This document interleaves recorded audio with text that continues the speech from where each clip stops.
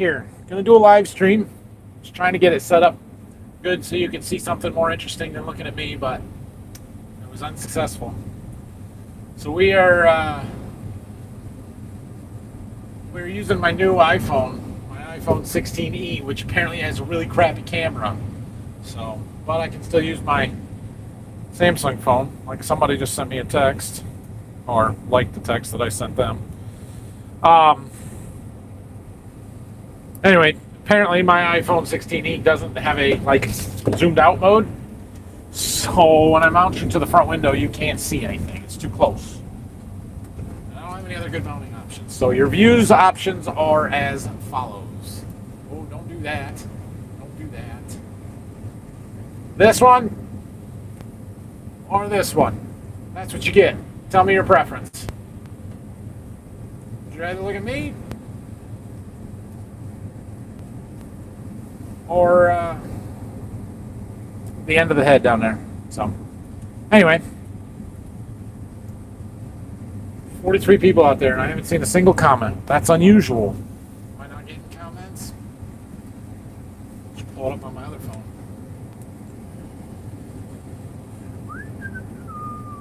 How's everybody doing today?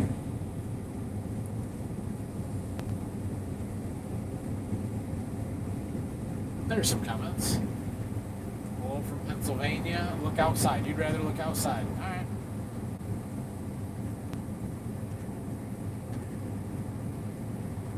Most I can do.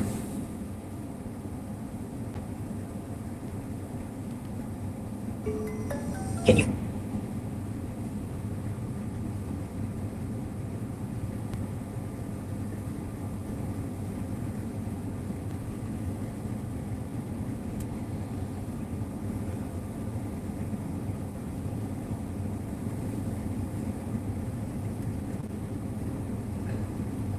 Doing double cropping today. I planted out the seed that was in the planter. I did probably 15, 16 acres today. So we're waiting for them to do some more baling, which I'm hoping they're going to do today, but frankly, I don't know if the straw is going to dry enough. So we'll see. Hello from Northwest Indiana. Hello. What chemical will you try on the water hemp? So the plan is to spray them with Liberty and Enlist combo products.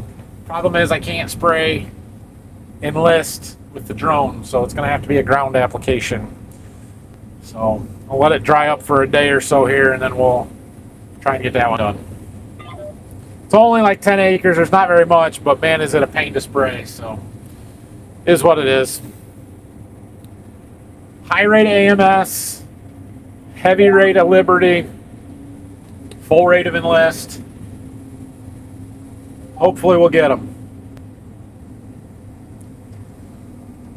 Why can't I see the chat here?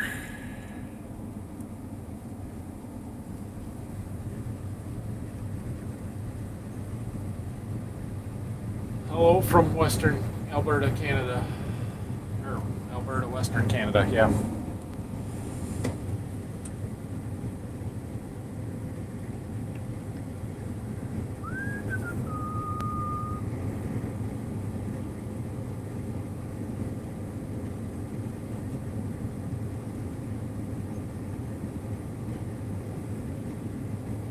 There it is. All right.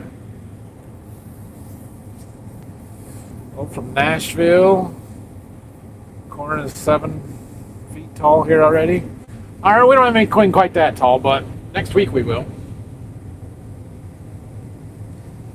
How do you like the little bushel plus combine? I was looking on their website. They sell a stand and hopper for that you can dump on a whole bucket of heads into. Yeah, I had seen that like stationary kit or whatever. We don't really need that. It was pretty cool. I didn't get to use it a lot. I only did that one sample. It'll be interesting to see how it works in soybeans. But yeah, it's definitely faster than me going out with a 5-gallon bucket, picking heads and filling it, and then running them through.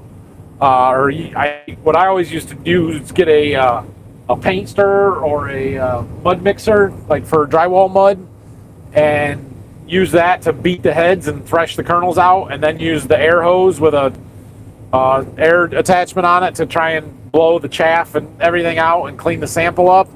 And you can do that. It's pretty effective, but it takes a lot of time and it's really messy and dirty. That little mini combine just does it all in one step. So ideally you wouldn't do it standing in one spot right by the truck where I could put my phone to be able to record it. You would do it walking through the field. But you have to have two hands on that combine for it to work. One to pull the trigger, the other to open the door, which is a very, very smart safety design, because otherwise you could stick your fingers in there and that would hurt a lot. So yeah, it worked. It worked pretty well, and we would just walk through the field, pull a little bit from here and there, and get a nice representative sample, and you take it back and test it. And I don't know, I think it was pretty awesome.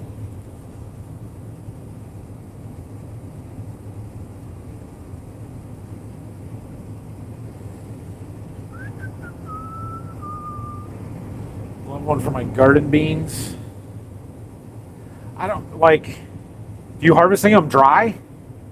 I don't know if it would work on wet beans, like green beans or peas or anything that you would harvest green. It'd have to be dry grain. But yeah, it might work for that.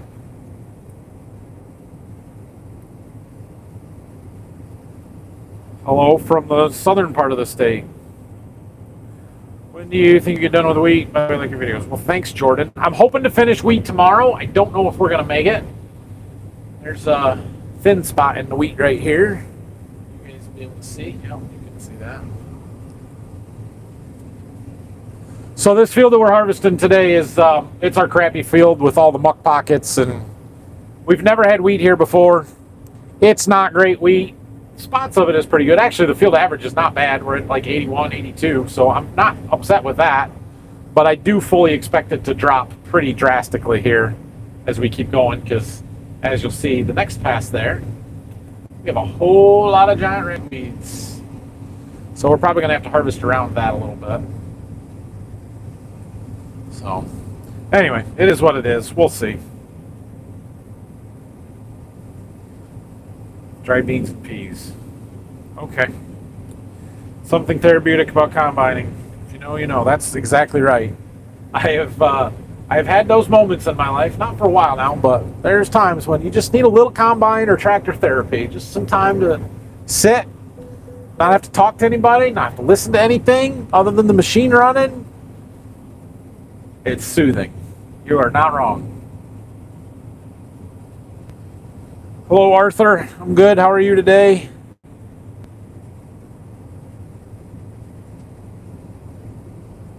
How do you like the Duramax? Just bought a 21 last month. I love that truck. It's been really nice.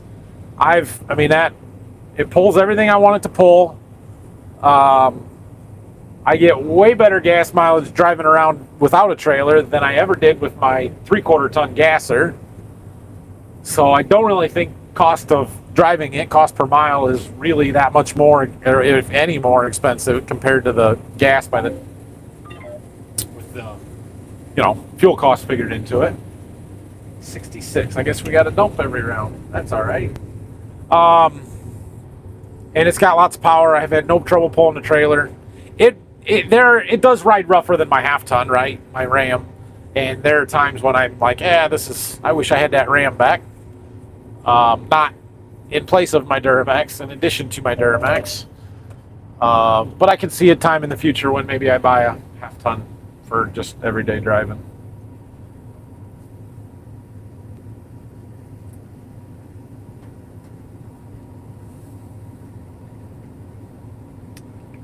Favorite thing to do on the farm? It changes depending on when it is. I love operating the equipment. Combining is great for the first week or two you're in each crop. Planting is awesome for the whole spring, unless you're replanting, but I love planting. Side dressing isn't my favorite. I don't love doing that. I do enjoy running the sprayer some. I don't want to do it all the time, but I do enjoy it. So any of that kind of stuff, anything I get to do operating equipment is my favorite. This seat is like on the floor. Who drove this? Every time I get in it, I have to put a bunch of air in the seat. Every time Dad gets in it, he lets it all out. Better. Pumpkins I have on the south side of my house planted in taking over the entire quarter-acre south lawn. Some of the leaves are 30 inches across. Nice. You got yours in earlier than I did. Ours are getting there, but they got a long ways to go.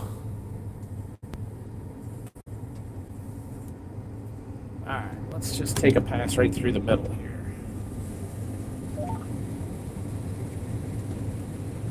Okay, I'll ask again since it's been a little while. You guys want the view of me talking inside, looking out that window? Ooh, I could do this. So you can see across it. Or I can flip the camera back to what it was. You tell me.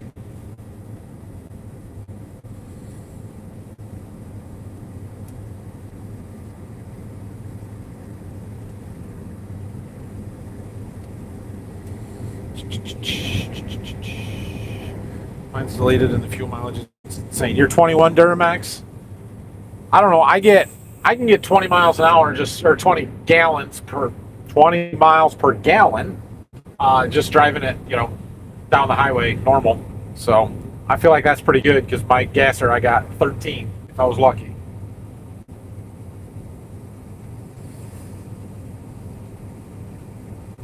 Haven't used your new drone. Still waiting for our government to approve spray on them. Just 5. Is Canadians' government better than America's as far as timeline? Because if you're like me, it takes 9 months to get approved.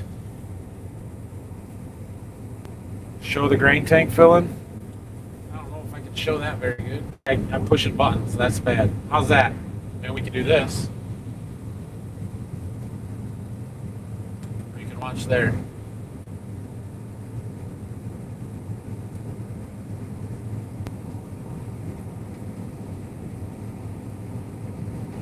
Still wish I could have been a farmer. Yep, it's pretty nice. Have you talked about going to liquid side dressing? No, not really. Don't have a reason to go to liquid for side dressing. We like our anhydrous. There's times when I would like to. But the anhydrous is cheap. It's easier to handle. We like it better. What's the plans with the 8R and the oil leak occurring again? I don't know. I don't know. It's still sitting where it was. The puddle is getting bigger. I'm a little frustrated with it, and it's out of sight, out of mind. I just don't worry about it right now. So we'll figure it out eventually.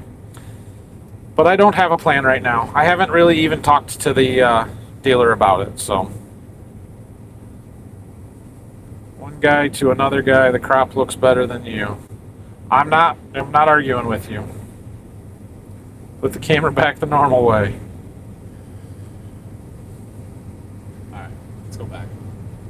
Tell you what, we'll go down this way, see if the grain gets to the window, and then we'll flip it back. If you could add one thing to John Deere cabs, what would it be? If I could add one thing. The buddy seat over here is not super comfortable. It could use some suspension. So that would be one thing that would be nice. But not for me because I don't ride in it very often. What else? I don't know. John Deere cabs are pretty nice. Some more metal for mounts for my phone cameras. That would be nice.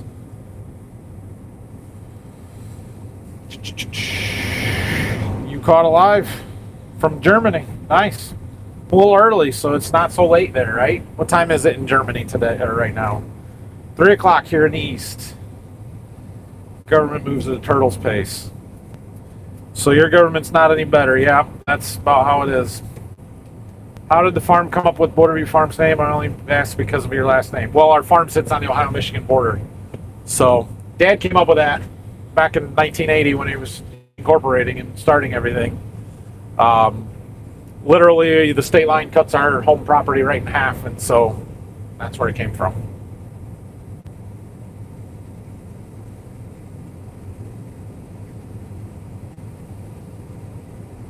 Yeah. Seeds are sprouting after 2 days. Your beans are slow. Sprouting or coming out of the ground?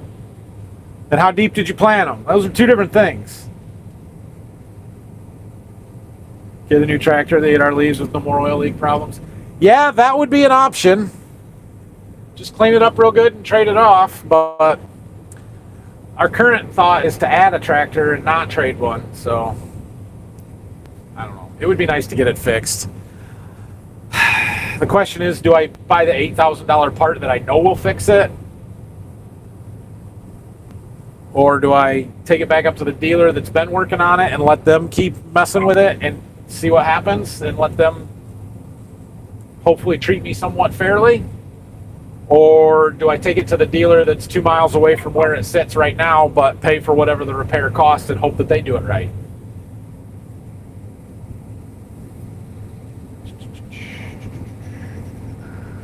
I want a combine power ladder. Yeah, that would be nice, but that's not in the cab. But yeah, a power ladder would be super nice.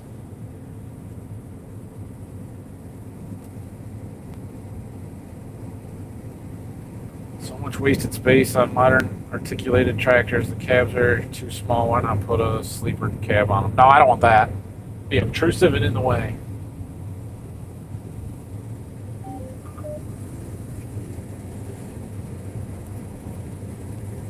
You want clean sight lines and visibility. Keep everything as small as possible.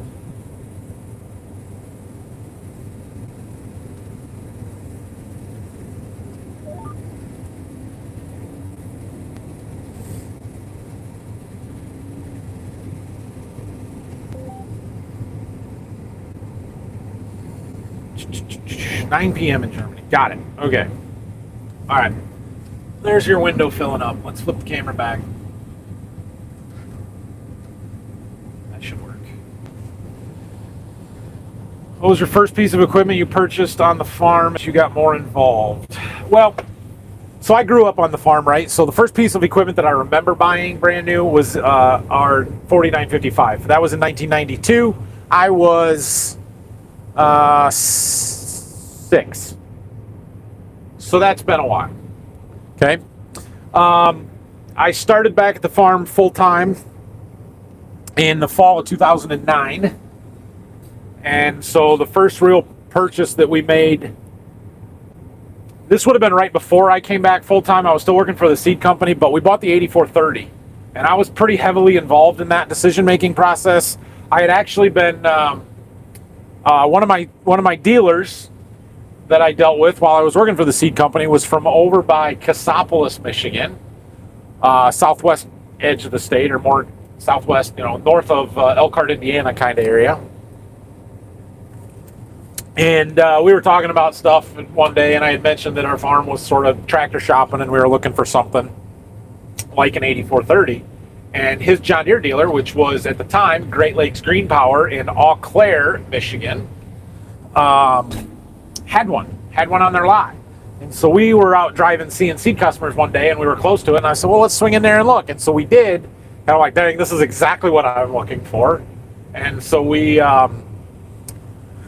I went back and told my dad and Phil about it, and then I think Phil and I went to go look at it, because this was going to be a tractor. He was going to use it for pulling a bean planter, and he was going to be the primary driver of it, so he was the one looking more so. And yeah, turned out to be exactly what we were looking for. It was a demo machine that had a few more hours on it than they were hoping for. I think it had 300 hours on it, but it had never been sold. And so it was sold as a new tractor, full warranty, all that kind of stuff. And so we ended up with that one. So that was the first one that I can remember having a major say in what we got. 2 days out of the ground. Nice. 1 inch deep, cocoa substrate, 30 degrees Celsius. Well, that'll do it, right? 30 degrees Celsius is pretty warm. Inch deep is, it's not shallow, but it's not terribly deep. Is being down costing you more than $8,000 plus labor and time to replace it? If so, it's worth it. If not, just add oil and spend it. Well, it's got to get fixed one way or the other. You can't have oil just leaking all over everywhere and have to add it all the time. That's a fire hazard. It's a problem. So I don't know. I'm trying to evaluate how bad it is. Have you ever run a case combine? I have not. I rode in a case combine once, but I've never drove one.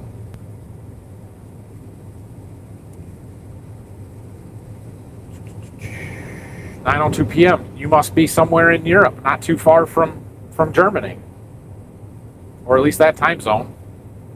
May as well just get a new tractor then. Well, probably not brand new, but yes, that's kind of the idea. You can swap the ECU from an 8530 into the 8430 and it will retune it to have the power of an 8530. Okay, I don't need to do that. Still run a 9300 and an 8410. No def, no sensors. Oh, there's lots of sensors. Not as many maybe, but there are still sensors. And not much horsepower, to be honest. We had a 9300. Our 9510R is way more tractor than that 9300 ever was.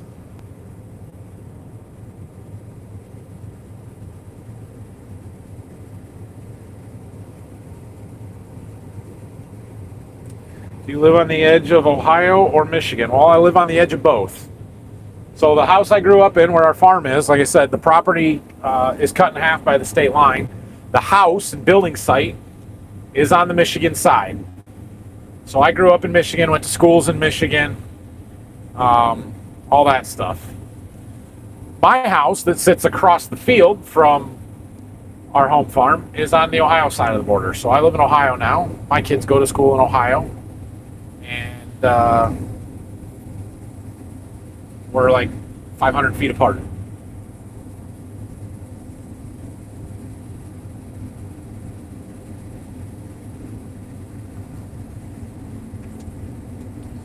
Go around the giant ragweeds.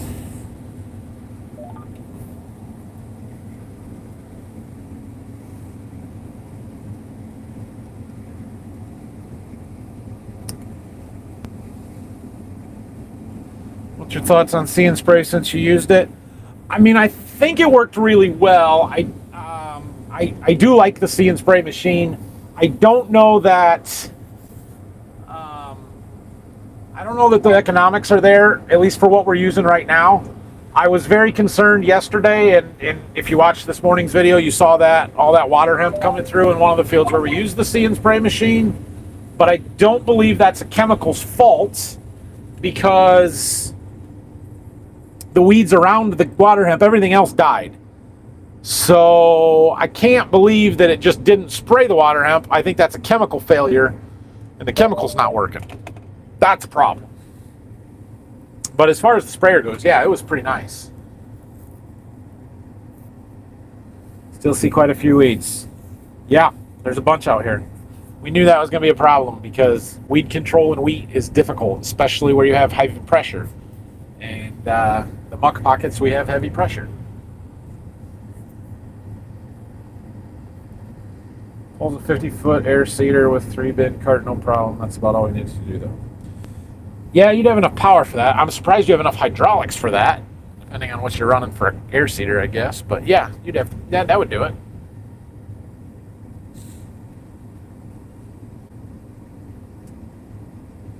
Never ran a 30 series. Anything you don't like about them besides the hood? Yeah, the hood cracks.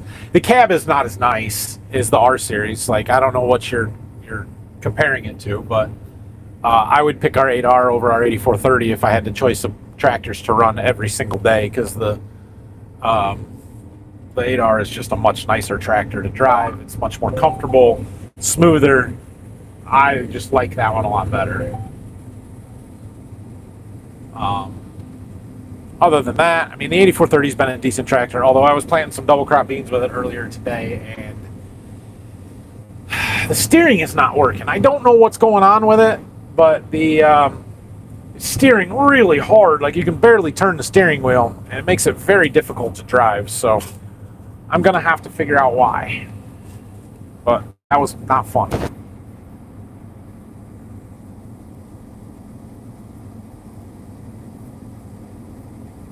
Ragweed's worse than normal in your wheat this year. Just this field. This field here was never been planted to wheat before because of exactly that problem, the ragweeds. They grow in the high organic matter, muck soils really, really well.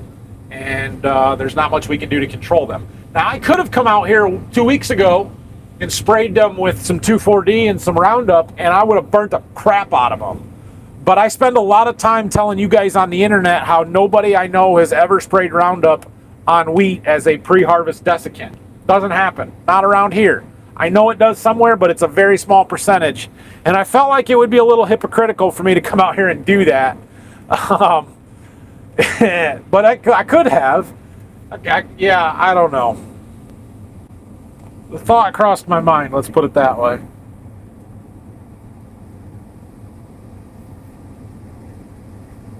High flow pump from overseas for your hydraulics. All right, there you go.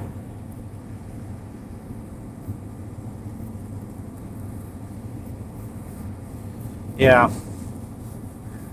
I can't burn the water hemp in the muck or the ground will catch on fire.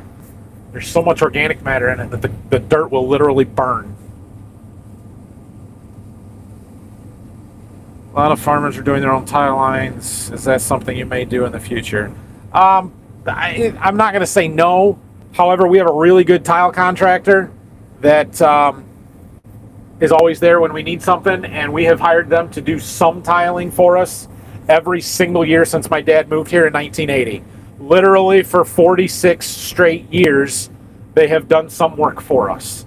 And so as long as they are going to keep doing it, we're going to keep hiring them because they do a phenomenal job. Their attention to detail and the quality of work is second to none, and I don't have to do it. So yeah, it costs us a little bit more to have them do it, but there's some value in having that contractor and that small business available and located close enough that we can rely on them. So they've treated us well, we treat them well, and I have no interest in buying my own tile plow.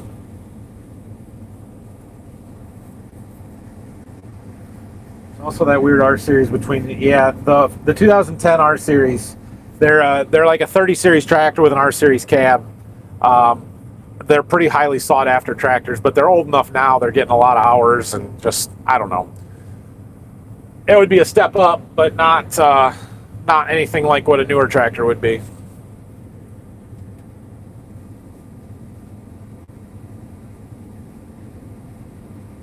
Save steers easier when you use SCV or 3-point. It does not, because I was planting, and so I had to I had the hydraulic fans running for the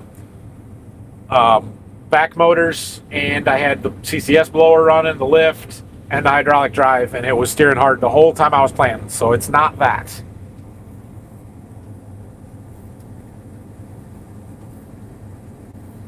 If you guys get a new tractor, is it going to be a 9R or an 8R? Well, if we, it's going to be an 8R. There is an argument to be made to get in a 9R, but it would be an 8R. There's about a 4-step plan that I have to improve our equipment lineup, but they're all so outrageously expensive. It's probably a 10-year plan to get everything done.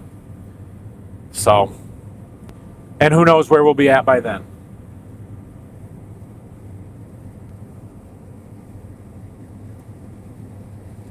Which farm YouTubers do you watch?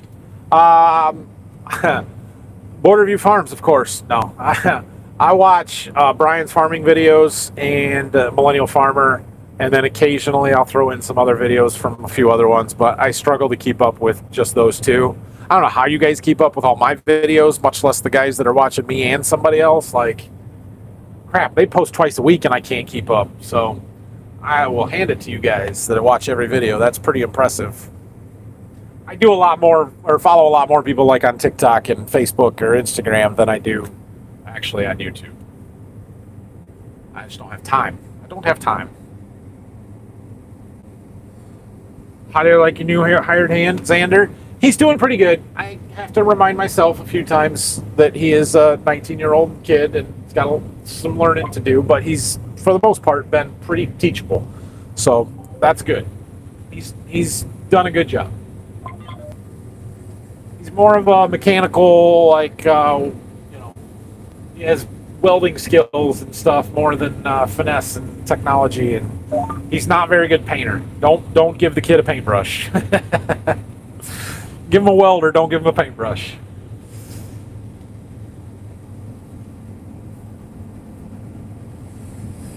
You're not late, Wayne. Join whenever you want. How far are we into this, are we? 29 minutes. Ah, you're good, see? Zach Johnson just bought his own tile plow, is that right? I'm like 3 weeks behind on his videos, so I haven't seen that. I think it's funny how excited I get when Dude, that drone is cool. It's awesome. I've probably sprayed close to 800 acres with that drone already this spring, and we haven't even gotten to corn fungicide season. So it's been a really good tool to have. We've used it way more than I thought we would.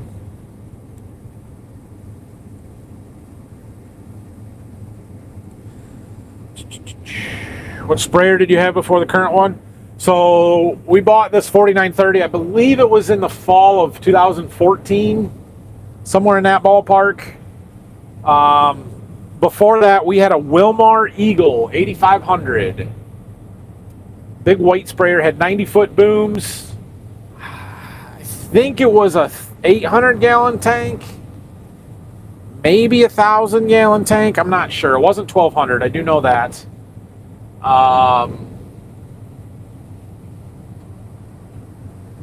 What else? Oh, yeah. So the reason we upgraded, it was not a bad sprayer. It wasn't really that wore out, but it did not have boom track, automatic boom height control. It did not have auto steer, and it did not have section control. And so we were ready for a big technology upgrade, and that's why we ended up with it. It's almost the same situation we're in now, where our sprayer's not really wore out. We're pushing 3,000 hours, which is getting up there on a sprayer, but it's not outrageous. It's got a lot of life left in it, but it doesn't have the exact apply, the individual nozzle control. It doesn't have, some of the newer technology, the curve compensation, and the things that would make it a much more, much nicer sprayer, much easier for us to use. Just be more efficient for us. So we're kind of at a, do we upgrade the technology before our sprayers technically wore out or, causing us a lot of problems. So I don't know. We'll see.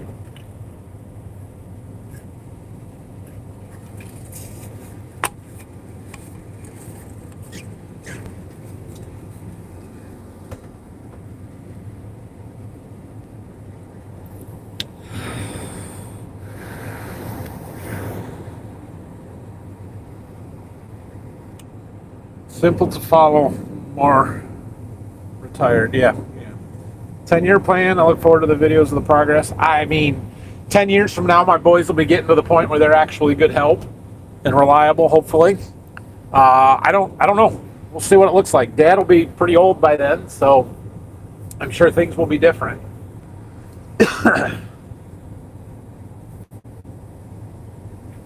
What's the biggest screw up or accident you've made on the farm? Oh man, I've done some stuff.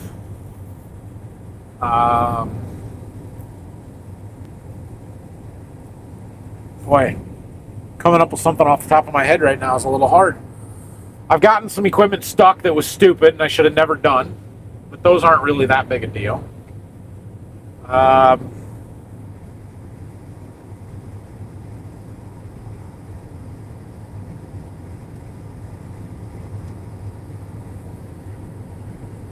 I don't know. I'd have to think about that one and come back to it.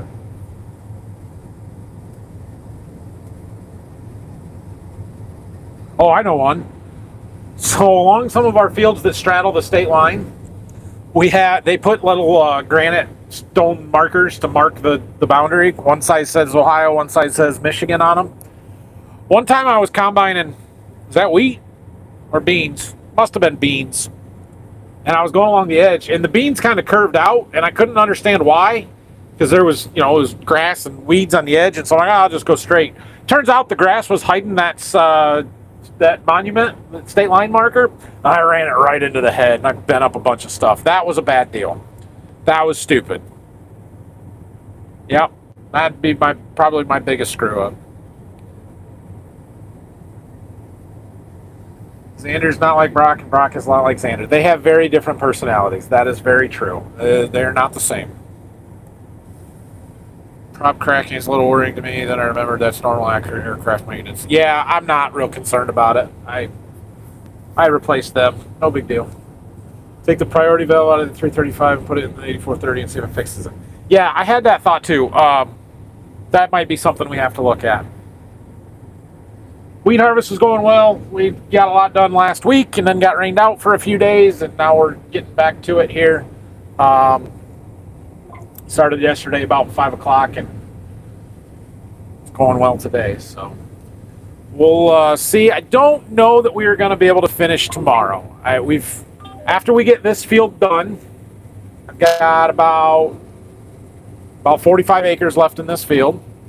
Then we're down to 110 or so acres to go. But it's in 5 different fields and would be very difficult to get done in one day. We'd have to have a massive day tomorrow if we don't get any more than just this done. Now, if I can get this done and go and get 1 or 2 of those fields done, or at least 1 of those fields done tonight, then yeah, finishing tomorrow is a distinct possibility. Had to get that little bit. Oh, I might have a rider coming. I might have, maybe, I don't know. Phil's back with a truck. He's going to unload the grain cart, and he's got my cousin from Illinois riding around with him today. I don't know if she's coming to ride in the combine or just jumping in with him. Either way, it'll be fine.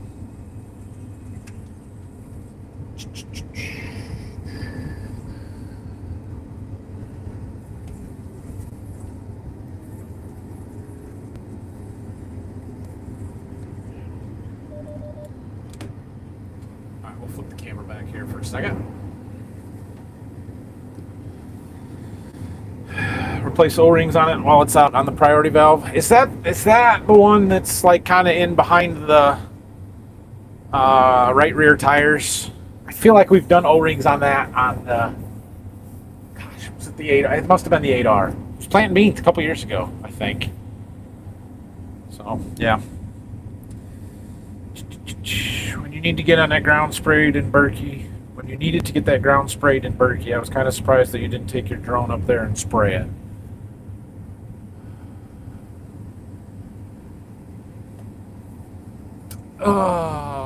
We talking corn fungicide, V5, and then the beans?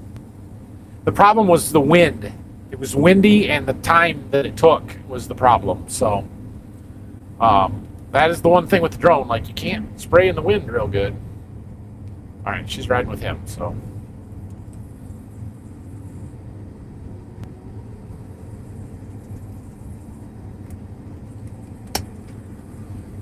We're going to have some end rows to do on the other end once we get there.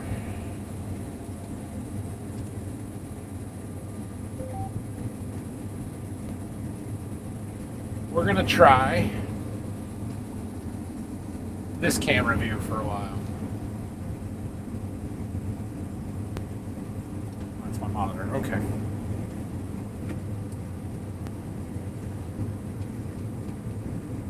A little downweed. Not too bad. Skirt by the edge of these giant rags. They're small automatic weeding machines like house robot vacuum, something small that just drives underneath between the crops and cuts stem weeds. I've seen stuff like that, but not on a viable commercial scale for the size of stuff that we were doing. But I have seen that for like gardens, home gardens and stuff.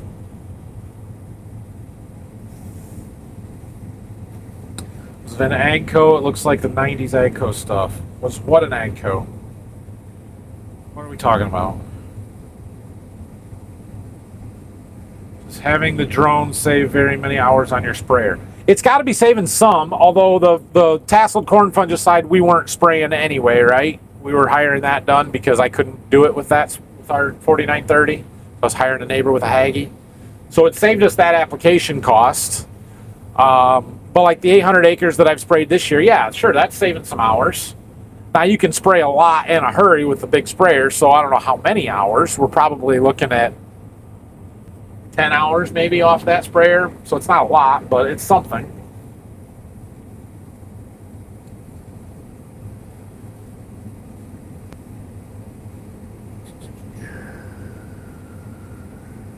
Planter clean out. Oh yeah. Is that when we're talking about my biggest mistakes? You mean when I left the door, didn't get it closed enough, and the seed started spilling out driving down the road? Yeah, that was a bad day too. Yeah, Putting the boom pole through the garage door because I forgot to lower the 3-point. Yep, that'll do it. Ran a hedge post stump into a head before. Yeah.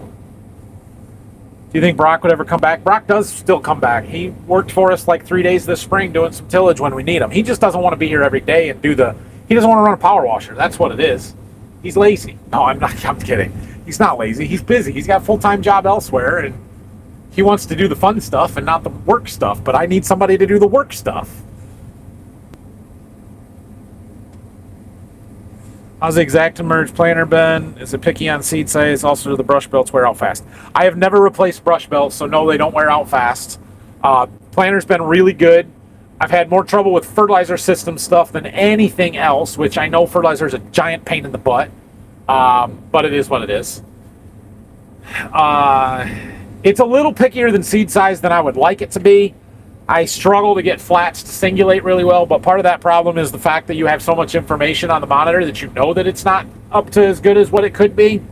And so, is it good enough? Yeah, it does a great job. Is it 100% perfect all the time? No. Medium rounds plant a lot better. I hear there's some new bowls, new plates, or soybean or corn bowls that you can put in that fix that planting different seed sizes issue a little bit better. So I should buy those, but it drives me crazy when John Deere comes out with a product they market as being perfect and is like the best thing they've ever made, and then 2 or 3 years later they say, oh, we screwed that up, here's something to make it better, by the way, those are $100 a piece or whatever. I shouldn't have to pay for things that you effed up the first time, and you should just give it to me. That's my opinion. So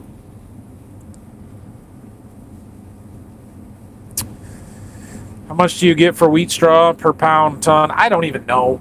My buddy buys it from us out of the field. I should know this. I don't remember how much he's paying us. I think it's by the bale, but honestly, I don't know. Enough to make it worth doing, not enough to get rich. How's that? Gotten any 100 bushel wheat yet? Not field averages. Best field average I've had was 95. Our wheat's down this year. We just haven't had that good a wheat.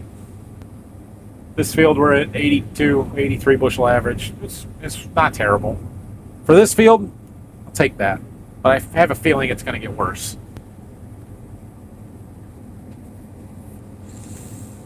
Are there many stripped heads up there becoming more popular in Kansas? No, I've never seen a stripper head run. I know of one 20, 30 miles south of us that used to have one. I don't know if he's still running it or not. So I've seen some stubble from it, but I've never actually seen one run. They don't exist around here.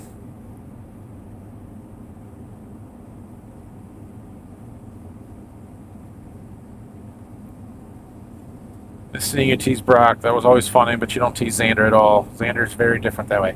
Yeah, I mean, he's very quiet. He doesn't talk a lot. I think he's a lot more intimidated by me than what Brock ever was, which is, I get it. Like, I don't feel like it should be that way. But he's a lot younger than Brock. He didn't know me when he was a kid like Brock did. I coached him in basketball, so we kind of already had some acquaintance with each other. He knew my personality a little bit more. Xander hasn't had that, and it's just different.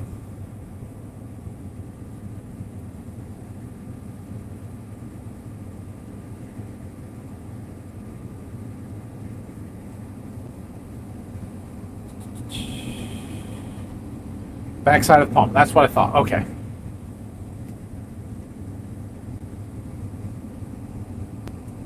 No Cartman today. Nah, Xander's at the farm. I could get him to come and run it if I wanted to, but I really don't need it.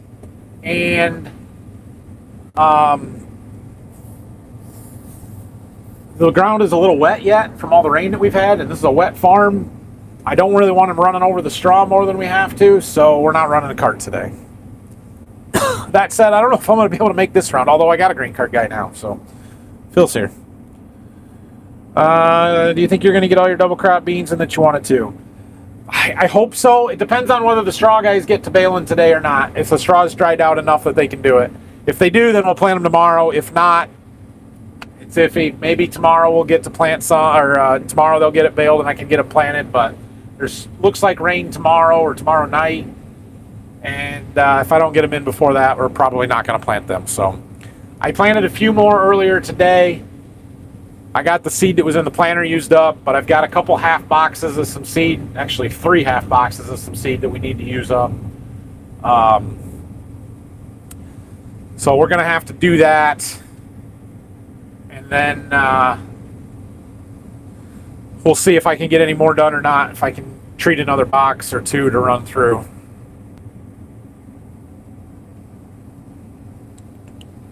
Wilmar sprayer looks a lot like early 80s, 90s. Oh, AGCO design. The Wilmar sprayer, that's what we were talking about. Yeah. Well, it was an AGCO sprayer. Or at least Wilmar got absorbed into AGCO. I don't know if it was when they made the one that we had or not, but yeah, that's why. Stupid hedge post got pulled the next day. Uncle ran the planter in a windmill this spring and it fell on the planter. That sucked. Oh, that does suck. I had a hired guy one time, another of the current guys we were talking about, long time ago, was working for us in the spring. Gosh, he may have still been in high school. I don't even know. Was doing some field cultivating for us. And when we run our field cultivators, we pull those packers behind it.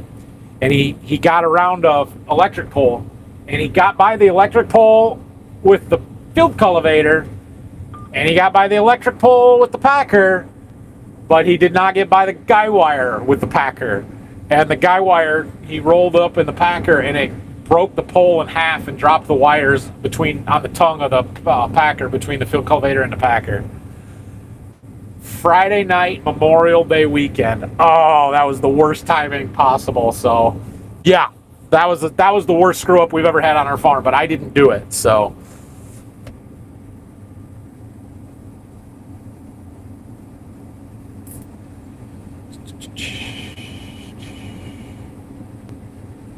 not planting any more beans this year. Do you still want to plant some more double crop? Like I said, I'm hoping to get a few more double crops in. Kind of like how they're charging See and Spray guys for a kit to fix the dust issue with the cameras up front. Exactly like that. You effed up and made a poor design. Now fix it and don't make me pay for it. That's crap. Why are they doing that? I would be ticked if I bought a sprayer and then somebody's like, oh, well, here for another $2,000, you can make it actually work like it's supposed to. Screw you.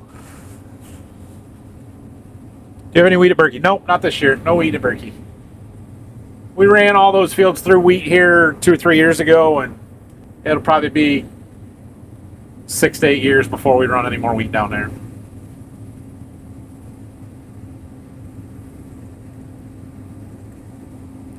What's the difference between strip tilling and side dressing? Why can you do one but not the other? Well, strip tilling would be like making a strip for you to plant into. So it'd be like going in the fall, and instead of running our disc ripper and tilling up the whole field, you would just run a shank down, between the corn rows or through the bean stubble to make a strip to plant into in the spring and leave the centers like no-till. Side dressing, we're running between the rows. They're kind of similar, but they're not the same thing.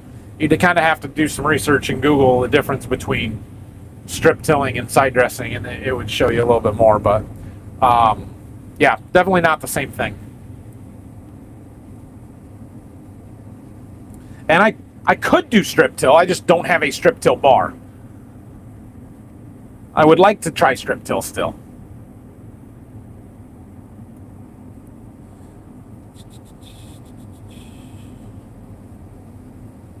Surprised you planted a lot of wheat up there, being beans are so iffy, and you guys seem to have a good amount. Is that what most guys do in your area?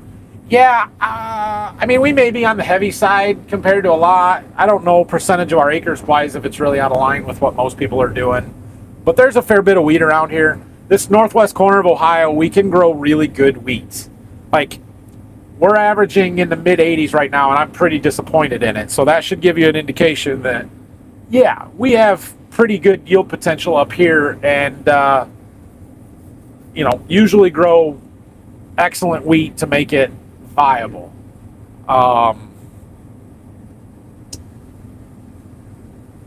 So this corner of the state of Ohio has probably got more soft red winter wheat acres. It's a pocket that's pretty concentrated, one of the more concentrated areas of wheat in the country, at least in the eastern part of the country. Here, The thumb of Michigan has a lot of soft white winter wheat, and then you got to go out west before you really run into the wheat acres.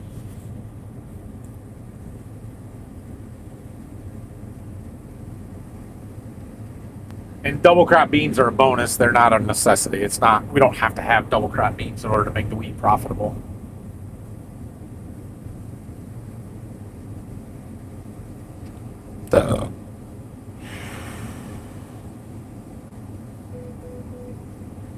We're wondering if my 360 would tip over. Not a chance.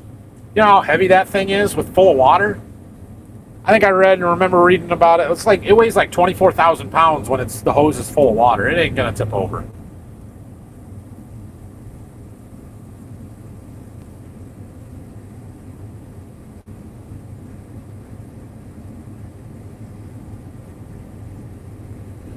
And we didn't get the wind that you guys got up north.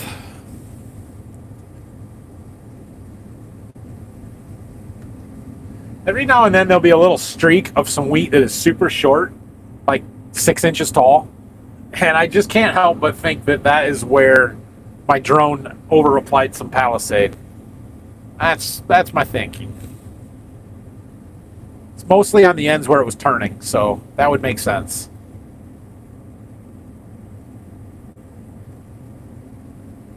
Second 5-gallon bucket I've found in this field. Jeez. That one's going to get run over.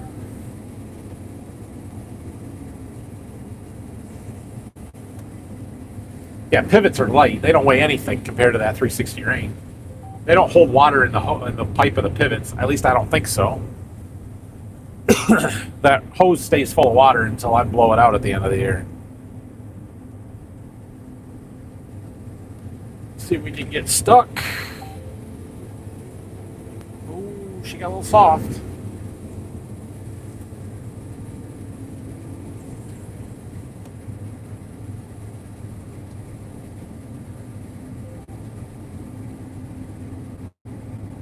Oh, good. My grain cart guy followed me down here. Excellent.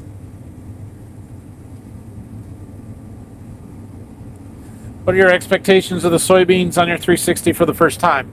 I'm hoping for 20 bushels better than whatever the rest of our beans average. If I can get a 20 bushel per acre bump from the rain machine, that would be good. Now, obviously, that is heavily weather dependent and whether or not it rains in August. If we get good rainfall the whole month of August, all of our beans will be excellent. And I don't expect the rain field to be any or at least not much better. But if we get dry in August and I can keep some water to them, or even if we get mildly dry in August and I can keep pumping water on them, then I'm hoping to see a 20 bushel increase. Where the rest of our beans might average 60, if that field goes 80, I would be thrilled. Is more possible? Sure. Is it likely? Probably not.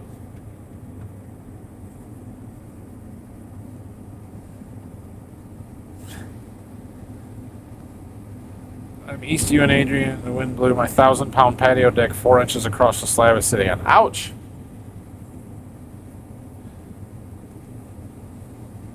I guess the straw up get off is worth something. Here, no bales. A lot of straw because it takes away the moisture and the fertilizer from the beans. Okay. Yeah, we like getting the straw baled off. One, it's a buddy of mine that does the baling, and you know, when we used to bale the straw all the time when I was a kid. We did it ourselves, and then when we decided to get out of the straw game, we let him do it. And it was more of he needed the acres to bale, so we let him do it to help him out. We kind of are past that now, but he still needs acres, and if I can help him, I'm going to. I mean, obviously he's paying us for us and stuff, but what are we doing here? Okay. I like getting rid of the straw for a couple of reasons. One, forget about the double crop beans, right? I need to get this residue off the fields so that I can let it dry out in the spring. Because what we're going to end up doing is coming out here and working this ground down with ripper in the fall and burying the residue. And the more residue we have on it, the longer it takes to dry out in the spring. It gets soggy, and that residue soaks up the moisture, and it just doesn't dry out very well. And so if I can get rid of some of that by baling it off, that helps our ground dry out better. Why? Why would you do that?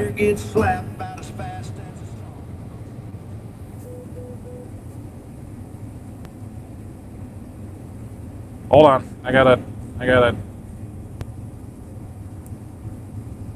disconnect. God, that drives me crazy. Every time he gets close enough.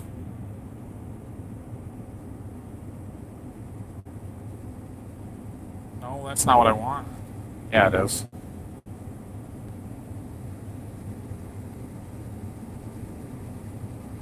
Okay. Every time he gets close enough in that tractor, because he doesn't have a phone that connects to Bluetooth, it wants to pick up my phone, which is already connected to my combine, and it disconnects from the combine in order to connect to the tractor. Drives me crazy. Don't know why it does that. Are we live still? No.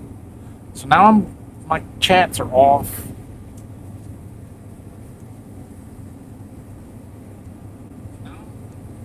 Okay. Anyway, so that's a big reason why we bale the straw off. And I know there's some nutrients that we are removing in doing that. However, we are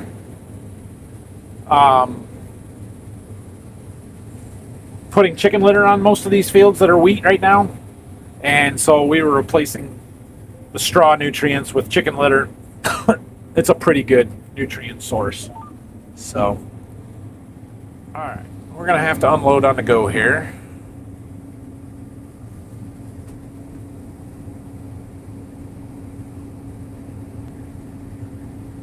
Tip you that way so you can watch this a little bit better.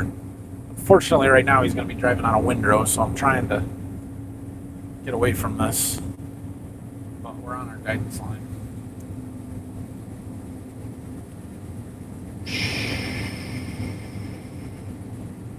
Machine sink.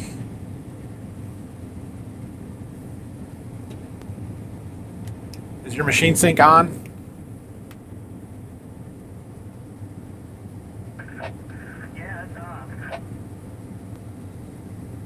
Okay, you might have to turn it off and turn it back on if you want it to connect.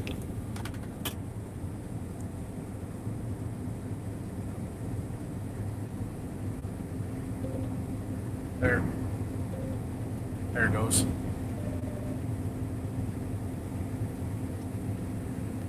Okay.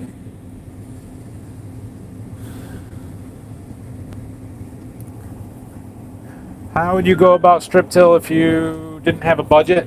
So there's two machines that I would consider that are probably the most like what I would want, and that's the Kraus or Kuhn Kraus Gladiator. I think those are really good machines. Or the Unverfirth Raptor. I think those would work well too. But I would do fall strip till. I would do put down my dry fertilizer, my potash and MAP through the strip till bar, possibly some AMS in there for some sulfur and nitrogen. I don't know how well that would stick around, but in a band it should be good. I would hope I could just plant it in the spring, but that's how I would try and do it. 12-row strip till bar because we're running 24-row planter. I think that would work awesome.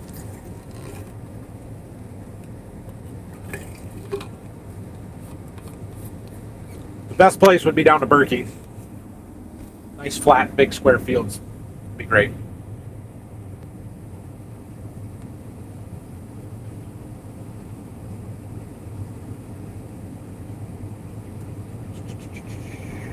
How did you find Xander? So Xander is actually my wife's cousin.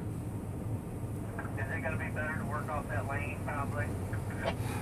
It's up to you. If you don't want to take the trucks down there, we don't have to. Probably would be a little bit better until we get closer to the end of the ditch there, but I can go and do that stuff along Shadler's house so we can get out to Tuttle Road if you would prefer that. Well, either way, I'm going to have to keep walking back and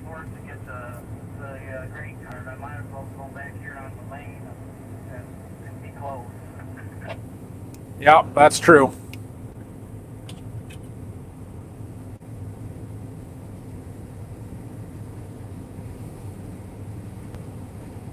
So anyway, yeah, my Buy and unload now and take this back there. You should be able to get around, right? back to the lane. Yeah, I'll make it back to the lane, no problem. So Xander is my wife's cousin's kid, generation down. He had messaged me last fall, kind of looking for a job before harvest, and I had told him that, all right, I kind of didn't need him right then because I had Brock and we were busy. And then once Brock sort of said he wanted to step back a little bit, I gave him a call and been here ever since.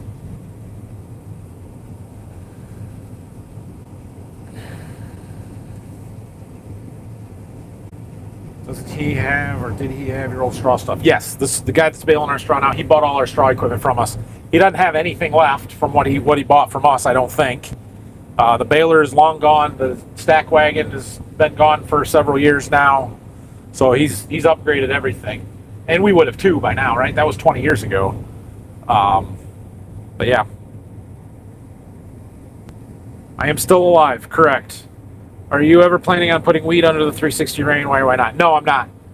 Wheat's not a crop that you really need to irrigate. Not around here. We usually get plenty of rain in the spring.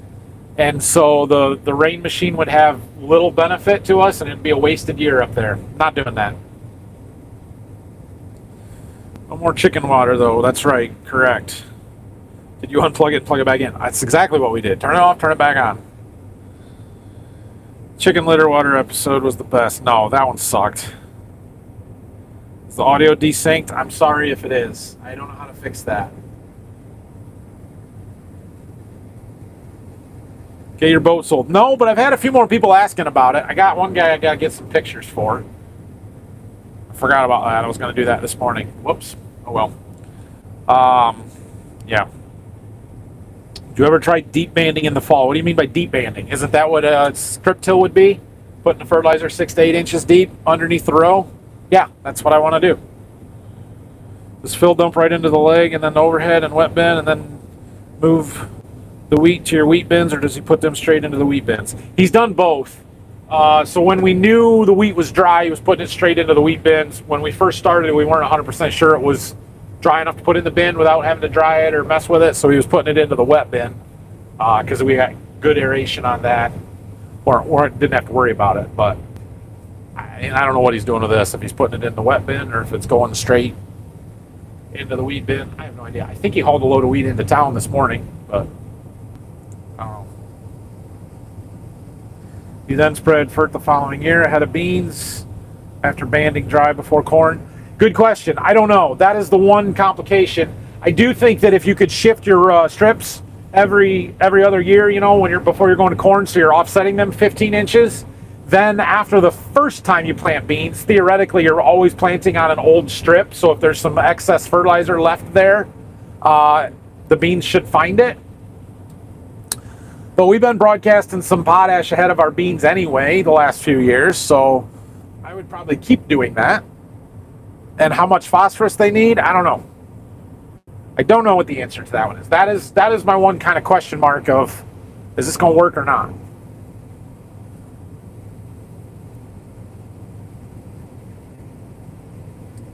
Landell has a new strip tiller. No one looked at it at National Farm Machinery Show. No one looked at it. Well, they didn't set it up very good then. I didn't go this year, so.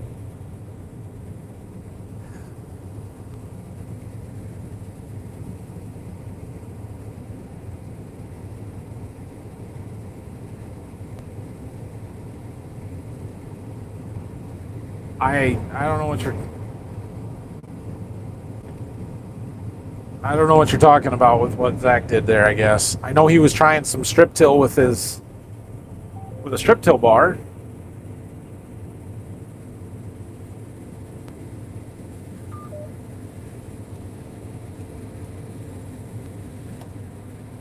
I'm not doing fall anhydrous or nitrogen application. I know they do a lot of that, so if that's what you're talking about, no, not doing that. All right, let's go around the ragweeds with no weed in them.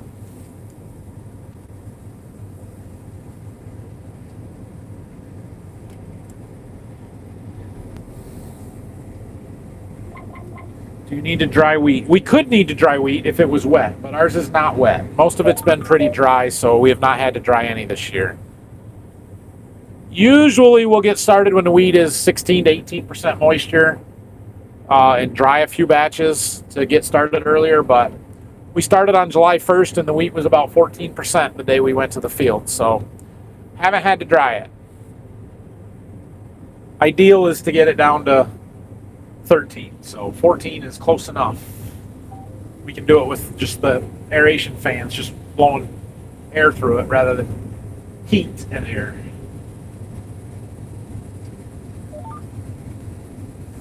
Don't do that. There's one of my complaints about the cabs. It's not really the cabs, it's the controls on the John Deere stuff. When I push the number 2 button to engage the header or put the header down to working height, it engages the auto steer. And I hate that because there are times when I don't want to engage the auto steer. I want to just put the head down and I'm driving by hand. So either make it so you have to hit the button twice to engage the auto steer, or make me push the auto button that's right below it. Like, that's what I would prefer.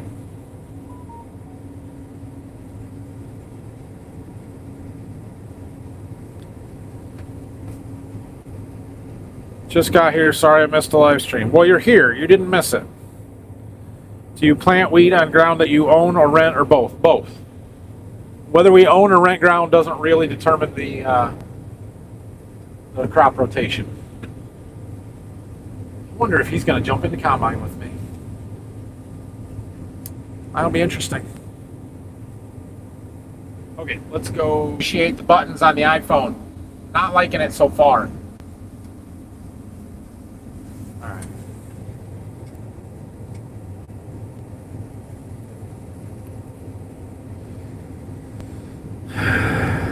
That's why we just strip nitrogen and spread dry. Simpler too for us. Yeah, that's fair.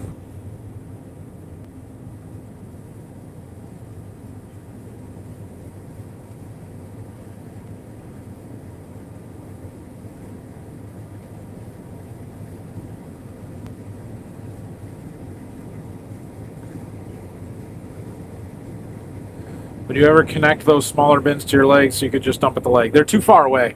You'd have to put a huge cross conveyor in. It would be outrageously expensive for the number of bushels that's there. It would be much more likely that we find an old used small leg and put up back there and just put a second leg in, or a third leg, I guess, that's just for those, but really don't need it.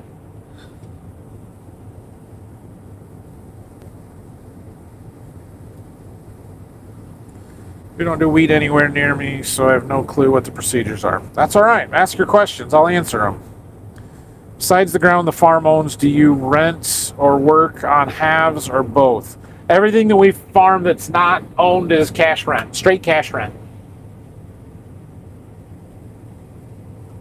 We don't do any sharecropping, any 50-50, 2/3, 1/3. We don't do anything like that. It's all straight cash.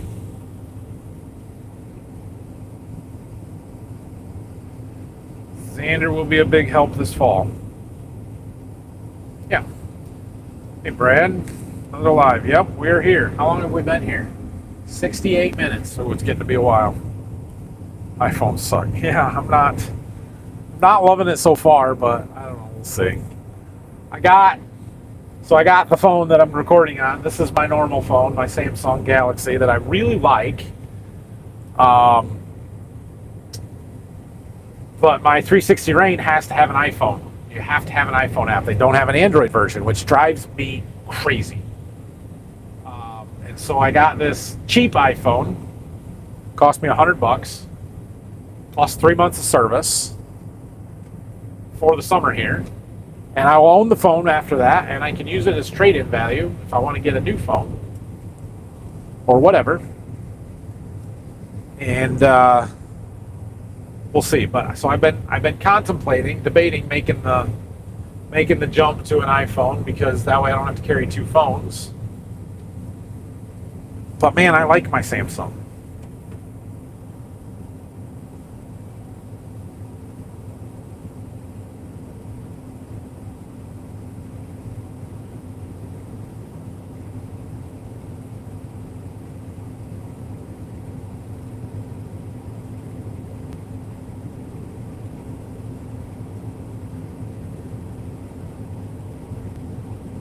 A nothing phone? I don't even know what that is.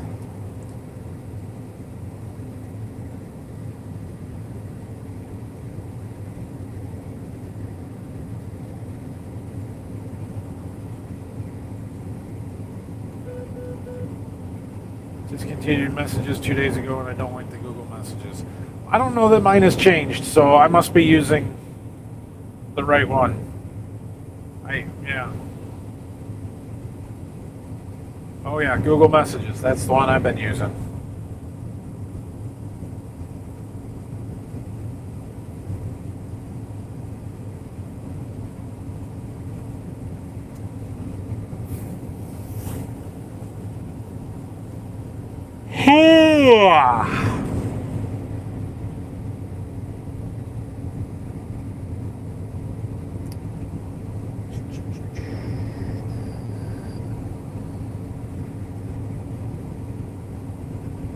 Been watching for a couple years. I enjoy the daily vlogs. Thank you. Was curious if you went to college after school, any other full-time jobs before the farm? Yeah. So first of all, thank you for watching. I appreciate that. I did go to school. So I grew up on the farm. Always, well, not always, but when I was time to find a job or think about what career I wanted, the farm was always in. That's what I was going to do. And Dad always told me, I won't hire you unless you go to college and get a degree. Okay, fair enough. This was a different time. 20 years ago was different than it is today, or 25 years ago, right? Like in the early 2000s, you went to school and you got a job. And it wasn't as expensive as it is now. It was still stupid expensive. But it was expected. Dad had a degree. He went to college, so he expected me to.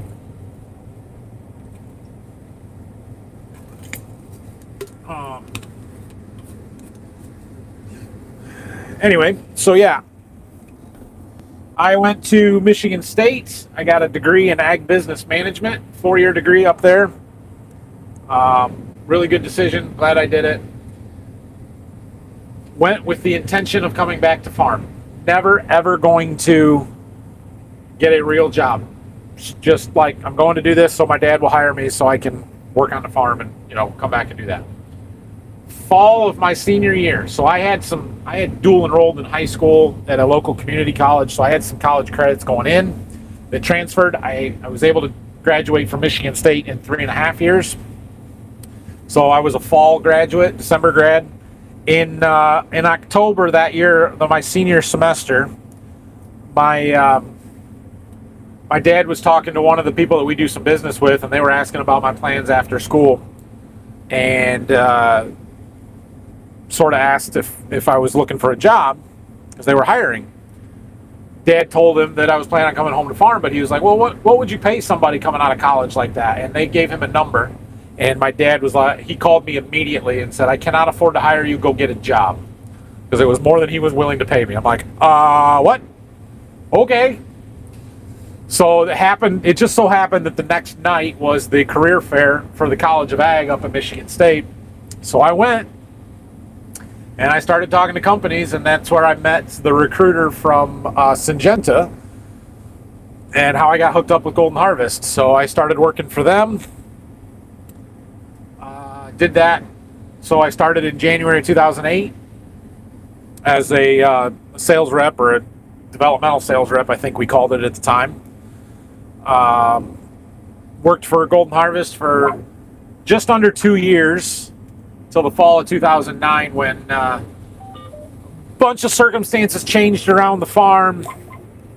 And so it was an opportunity for me to come back and farm full time. So started my dealership at that point, but have been here ever since. I may pick up a rider here. Phil parked the grain cart on this end of the field, which is the opposite end from where the truck is, and he is walking back. But he left my cousin sitting alone in the tractor, so I'm assuming she's going to get out and come in the cab. Should be okay.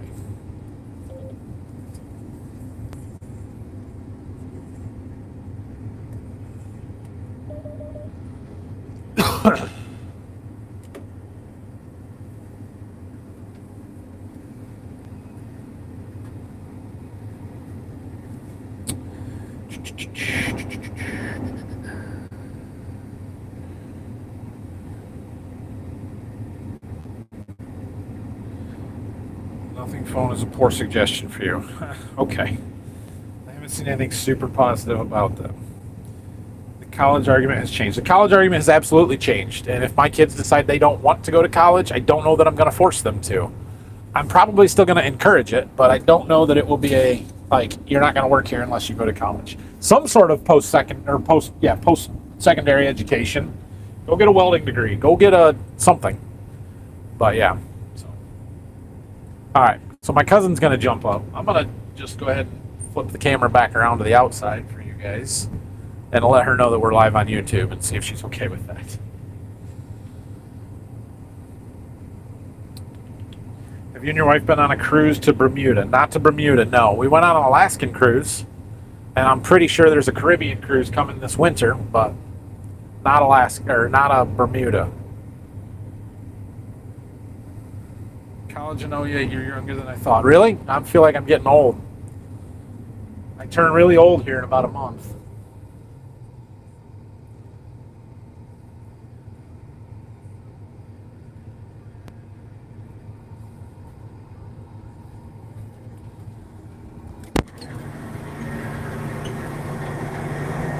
Hi, how are you? Good. Good. Nope. Just so you know, I'm live on YouTube. Oh, So, got many viewers? 248 at the moment.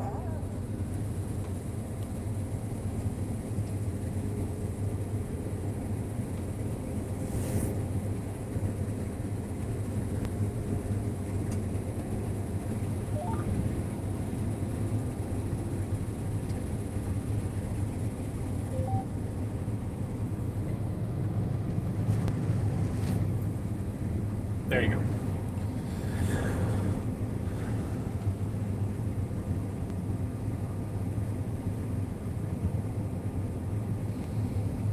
Say hi from the internet. That's to you. The internet says hi to you. Hello.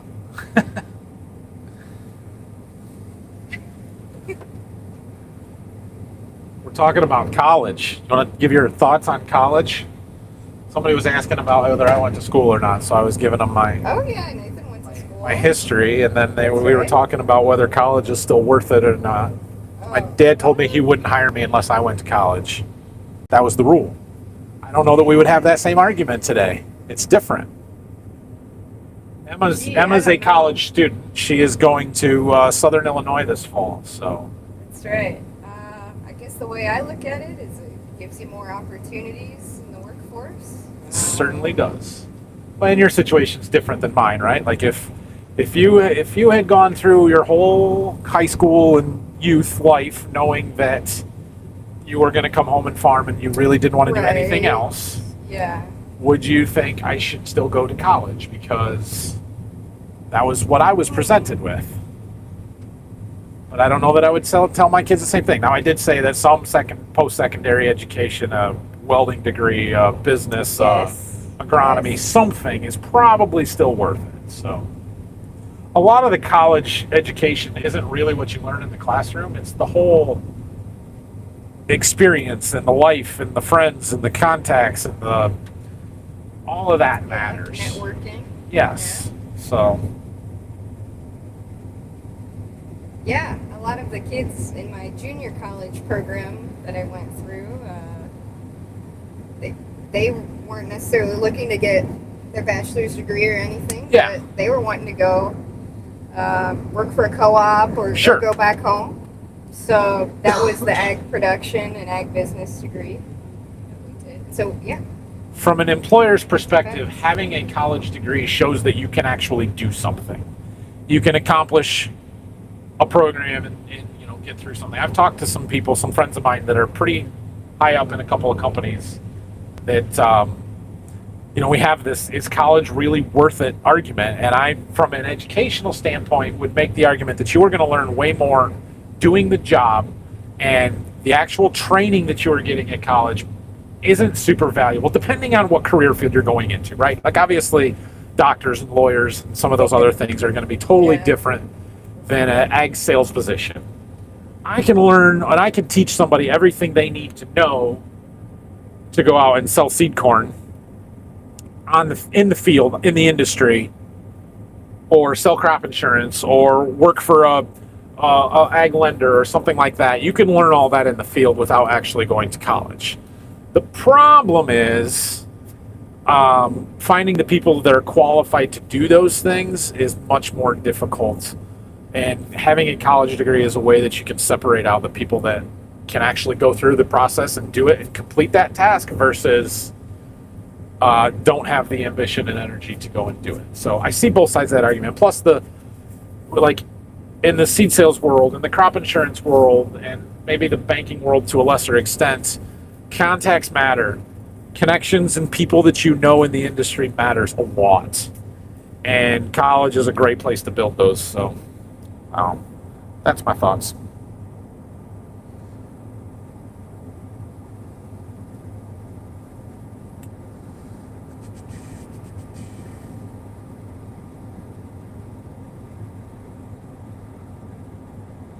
Can't say that either of my degree have netted me anything useful within networking, but it's fun to throw MBA on the table when someone gets snotty. Yeah, there you go. Or maybe it's just a, way to say I'm better than you. The problem with getting your MBA and going post-secondary or post-college graduate degrees, stuff like that, is then you to find a job, it's even harder because, like, my wife has an MBA. She's highly qualified to do lots of things.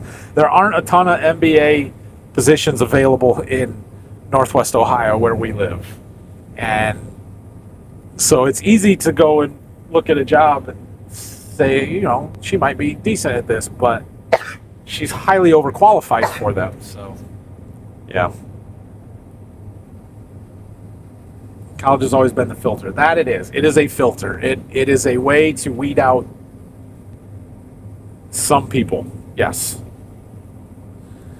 Stuff changes, knowledge from college becomes obsolete, so you're learning continuously. 100%. It's not about the actual training and skills that you're learning in college. Pretty wacky unloading in the mirrored view. Yeah, I bet it was. Your channel is really benefits of your college education. Stands out in the way you explain egg stuff. It really does. Yeah, well, that's fair. That is fair. I'm not saying I didn't learn anything in college. I definitely did. This guy says fellow Saluki. Are you a Saluki, Agger? That's right. Because I know that's Southern Illinois. Southern Illinois University, Carbondale. So. Yeah. Go Dogs. That's their main campus, right? Like do they have yeah, they have campuses? one in Edwardsville, but okay. I'd say it's the main.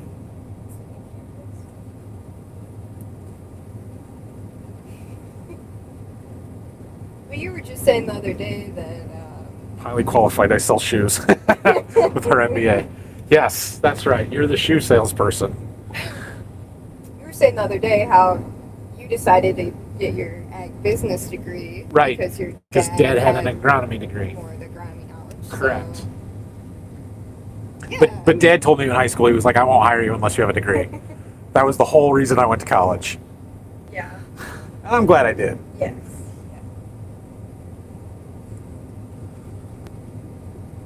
How did we get on baseball, you guys?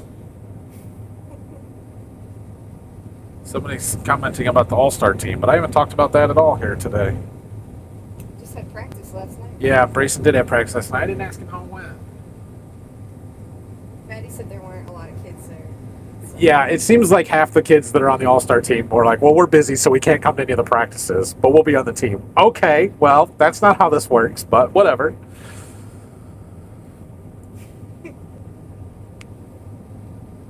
Real doctor, not just degree. Nice, that's cool. Doctors, yeah, I want my doctors to have a doctorate degree. I will give you that one. Going to college proves you're accountable usually. Yeah, getting a college degree proves you have some accountability. Going does not. The college lifestyle and stuff really drove me crazy. Still does to an extent. Like, I don't know how the government needs to give you loans to go to college so that you can go out and party all the time and not actually get a degree like that. Yes. But finishing a program does prove that you can accomplish something. Actually think high school and college was much more difficult 30 years ago. I'm not going to argue that. It probably was. Well, now with ChatGPT and AI, Well, yeah. kids are Everybody has to graduate, right? We can't leave people behind. That would be unfair.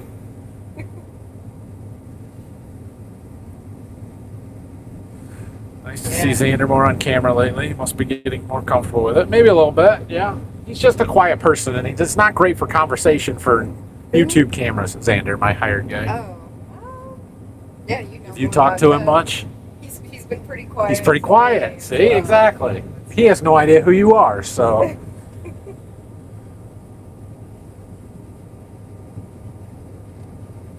Nice. Is your cousin subscribed to your channel? Are you subscribed to my channel? That's a no. She laughed. No, I think actually I am. I just don't watch every video. Right. Well, that's fair. I President's follow you on Facebook. nice. Not a bad thing either, since she has a 4.0. Nice. Well done to your daughter. Brad's daughter's on the president's list and has a 4.0. Congratulations.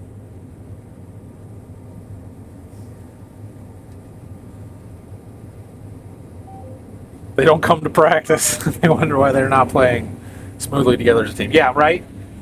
Exactly.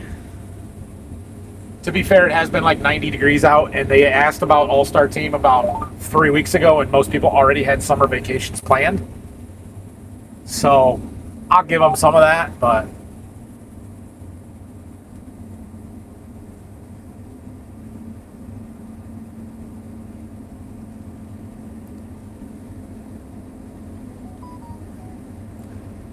my strong guy's sending me videos. We should watch them.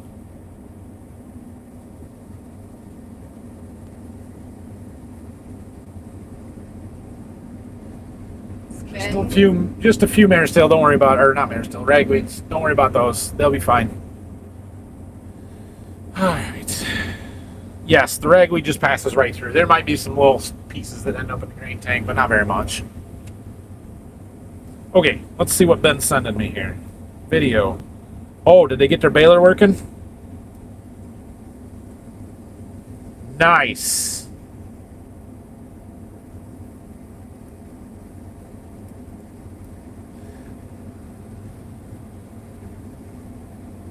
Uh-oh. Uh-oh. No.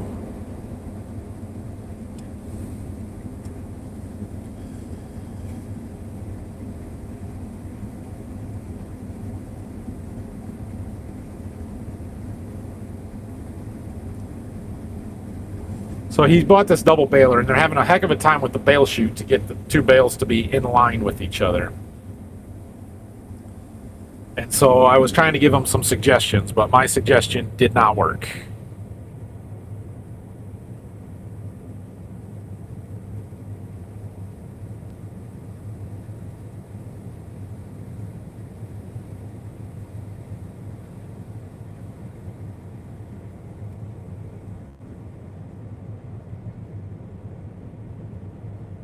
Huh, what could he do? Anyway, we'll get back to that.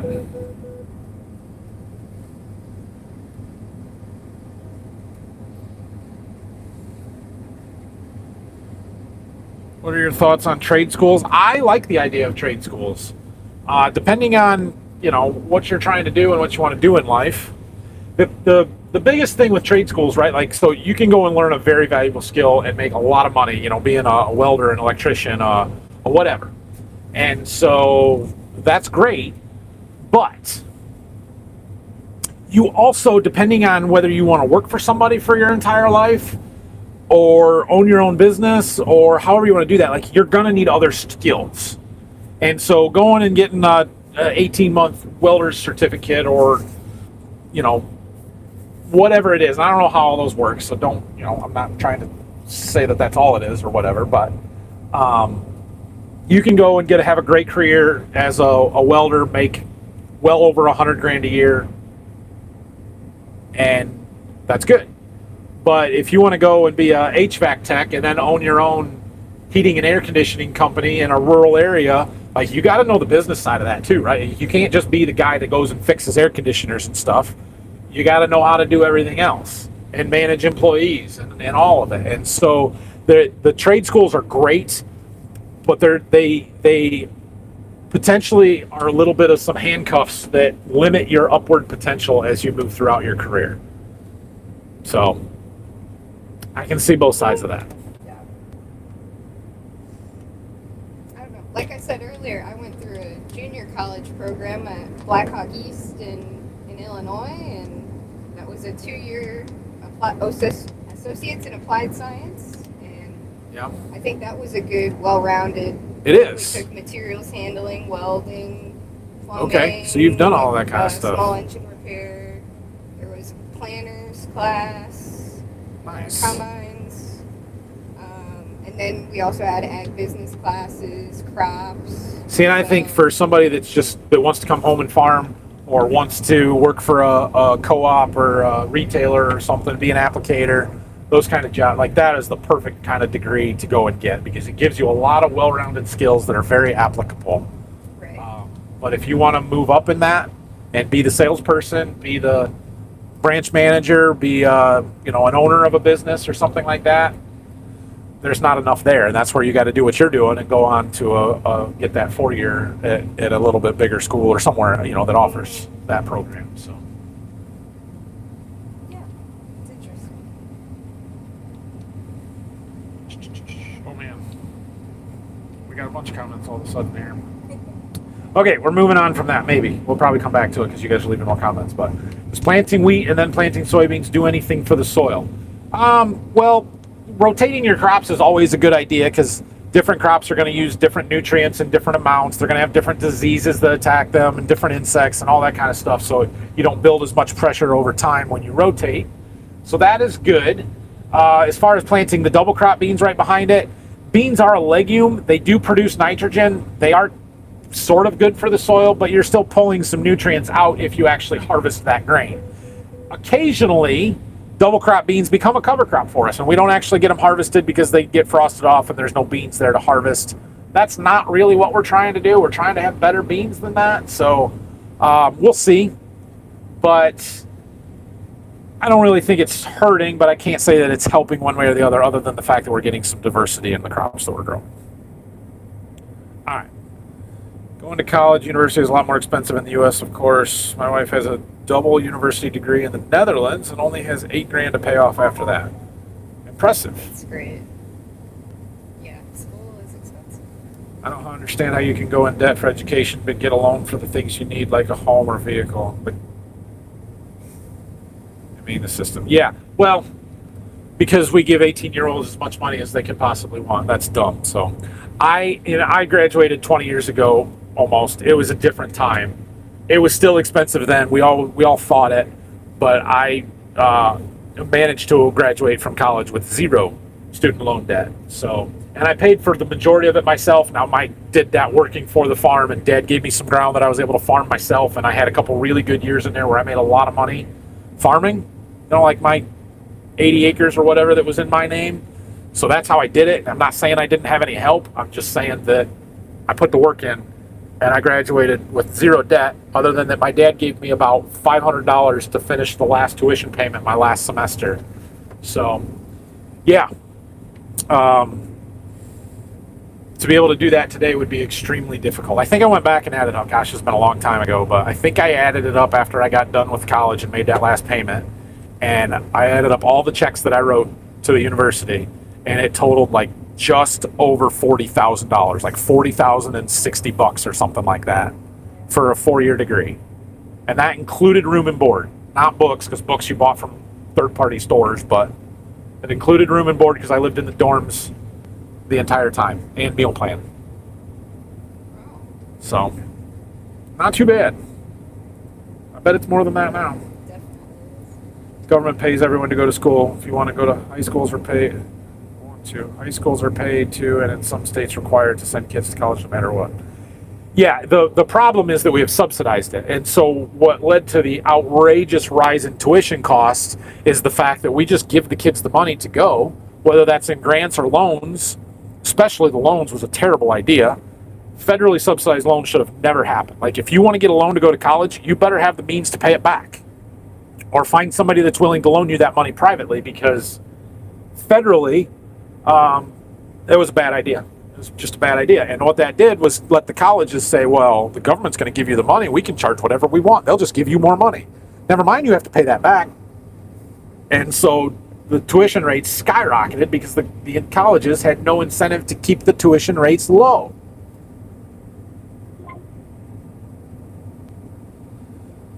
I think your general life skills comment learned in college is spot on, particularly if the student is required to move away. Yes, agreed.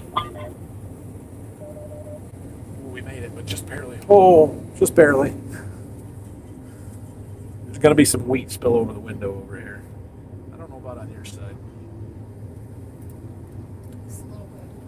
Now wait till I turn.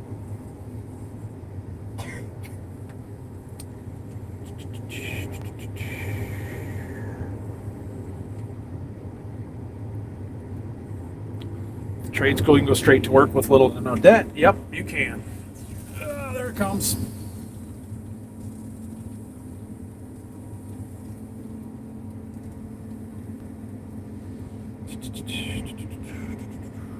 Have much more wheat to harvest. We're under 200 acres.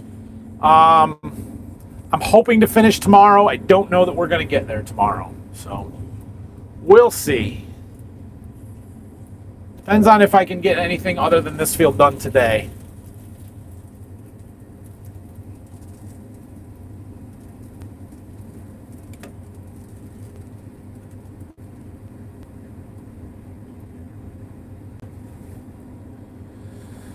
How's the disease pressure in wheat? Falling numbers good. We don't check falling numbers. I have no idea.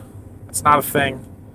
Not for us in soft red wheat. Heard you mention a few videos ago the quality seemed pretty good. Yeah, the quality was really good. I don't know if the test weight's any good now. Did you know what any of the test weight on these loads were? Did you see that? Not this. The one from last night was 58. 58. Okay, so that's down from the 61, 62 that it was, but it's not horrible. Did you take that to Toledo? We went to Montpelier. Oh, you went to Mount Pepper. Okay.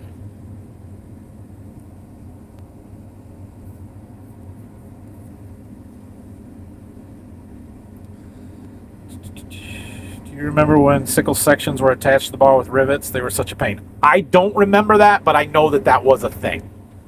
It was not a thing when I have been harvesting.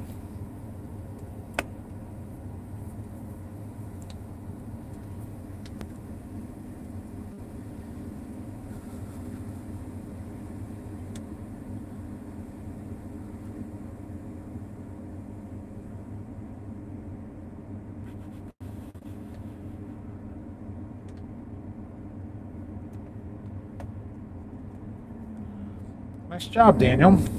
Daniel went to trade school for 2 years, worked as a mechanic for UPS for 30 years, and retired at 58. Good for you, man. That's awesome. That's what I mean. That's a good career. I mean, you didn't own UPS, but you don't need to for you, right?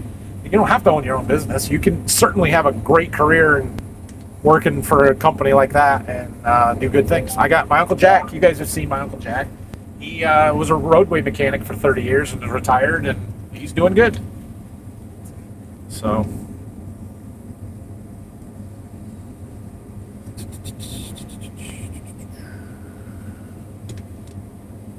Only $500,000 for a doctorate degree? That's a lot of money, dude. That's outrageous. What is your source project? What does it do for the crop? So the source, I don't know, not a project. Source is a product. Oh, that's maybe what you meant. Let's talk about source. So source is what we like to call it caffeine for the microbes in your soil. So source, I'm going to get real technical here. You're not going to follow any of this, and that's okay. It is a chemical. It is a chemistry. It is not a biological, but you spray it on the plants, and essentially plants have a symbiotic relationship with the microbes in the soil, right? So our plants are doing photosynthesis. They're taking water, nitrogen, all the nutrients out of the soil, and they're taking carbon dioxide out of the air. Using sunlight and through a process called photosynthesis, they create sugars, carbohydrates. And then they take those sugars, and it's energy for the plant. And some of those sugars, they transport down through the stem, and they go out through the roots, and they actually excrete those sugars through the roots. It's an exudate, we call it. And the microbes in the soil feed on those sugars. And what the microbes do is they take nutrients that are in the soil or in the air in the soil, and they make them available to the plants. So things like nitrogen. There are microbes and bacteria that take N2 gas out of the atmosphere, turn it into a plant available form that our plants can then use. We commonly know this about soybeans with the bradyrhizobia and the symbiotic relationship that they have. Well, corn and wheat don't do that, right? They don't have that same relationship. And so there are some microbes that will feed that corn, but not nearly to the scale that we can get with soybeans. Things like phosphorus that can get tied up and bound to the other nutrients in our soil. Well, the microbes have the ability to break those bonds to make phosphorus available to our plants. And so what the source does and what we're trying to do with it is we're spraying it on the plants foliarly, and it gets absorbed into the leaf tissue, gets translocated down through the stem and out through those exudates into the soil.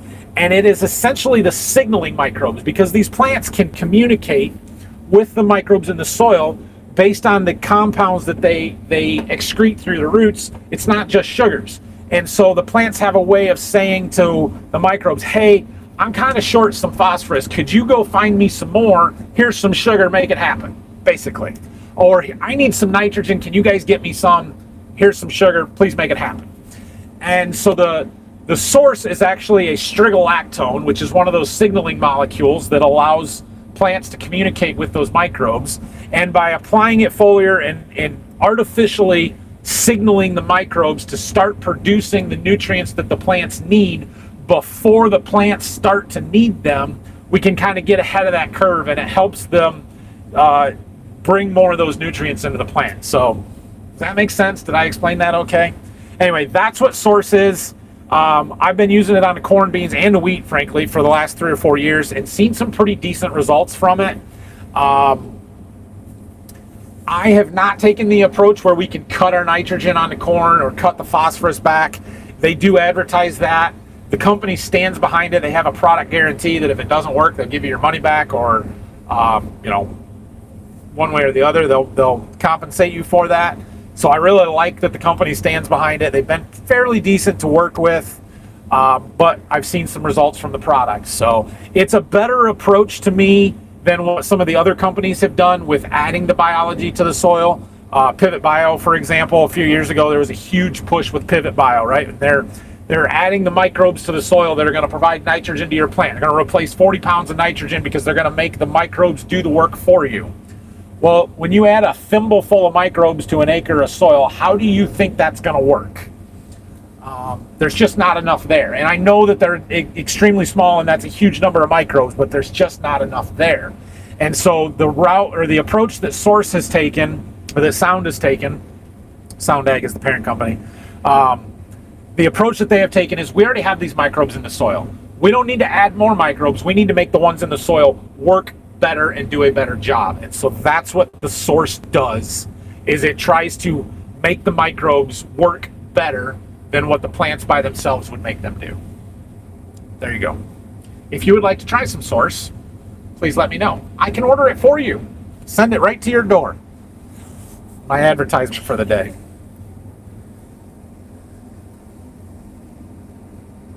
All right, I'm going to breeze through some of these comments here. We're going to move on from the university trade school discussions.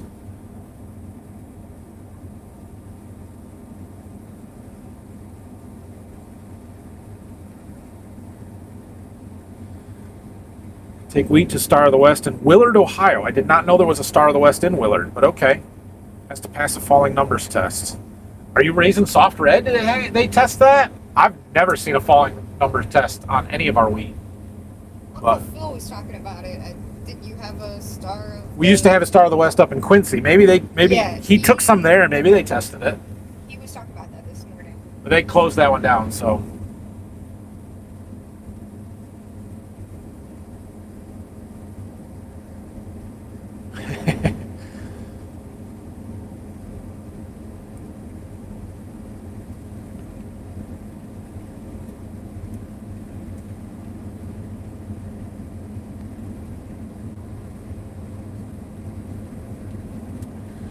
Brad, I just want to say that's awesome. And you've been very generous with my channel, so thank you.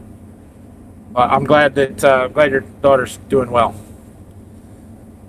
That's fine. I work in the setup for concerts for hockey, driving a forklift called Sports and Entertainment Industry. That's awesome. That would be a cool job.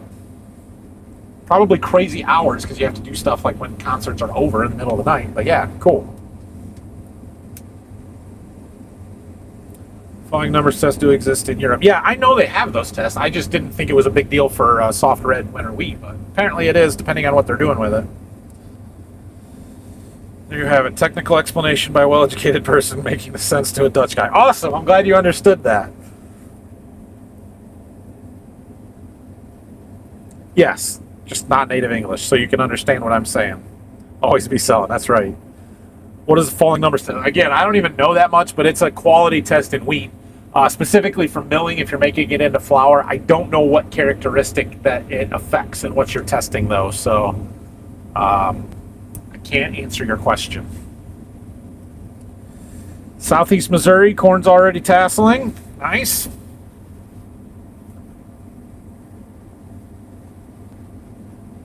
This wheat's better than I thought it was going to be out here. Our average yield keeps climbing, which I did not expect on this field. This is not a good farm, so I guess that's good. What do you make wheat into other than flour? Well, flour is the main thing, obviously, but there's different types of flour that are used for different things. And so characteristics of that is going to change depending on what type of wheat and what you're making it's making with the flour. So, but there are a few other things, like Wheaties, for example. I guess that's kind of like flour, but you just smash wheat kernels and then you roast them, and then you got Wheaties. I should buy some Wheaties just because it's wheat harvest season. I wonder what kind of wheat they use for that. Could be soft red. It's entirely possible. Is it used for oil? No, I don't think they're making oil out of wheat. Soybeans and a little bit out of some corn, but not wheat.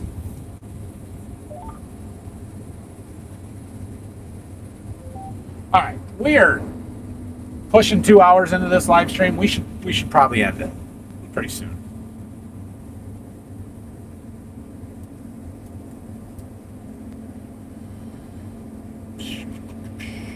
How many people do we have? Still got a bunch? 198. Yeah, we still got a bunch.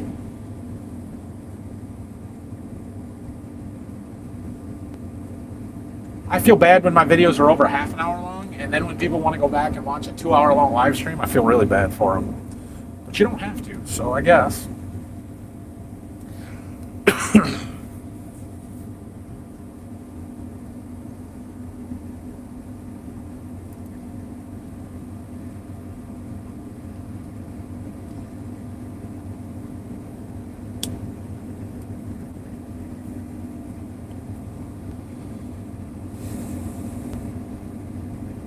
Does the ragweed affect your moisture content in the wheat? I don't know. I'm going to say no. It's possible, but the ragweed in theory should just get thrown out the back. What really is going to affect it is the fact that that's the low ground that's had more moisture. It's probably a little bit wetter because it's held on to life a little bit longer and it hasn't dried out as much. So, correlated yes, caused no. What's the price of the source product per acre? So, $15 an acre is kind of the base price, and what I'm guessing it costs right now. There's some early order stuff in the winter. I think I could get it down around 13 bucks an acre, but right now for this year it would probably be 15.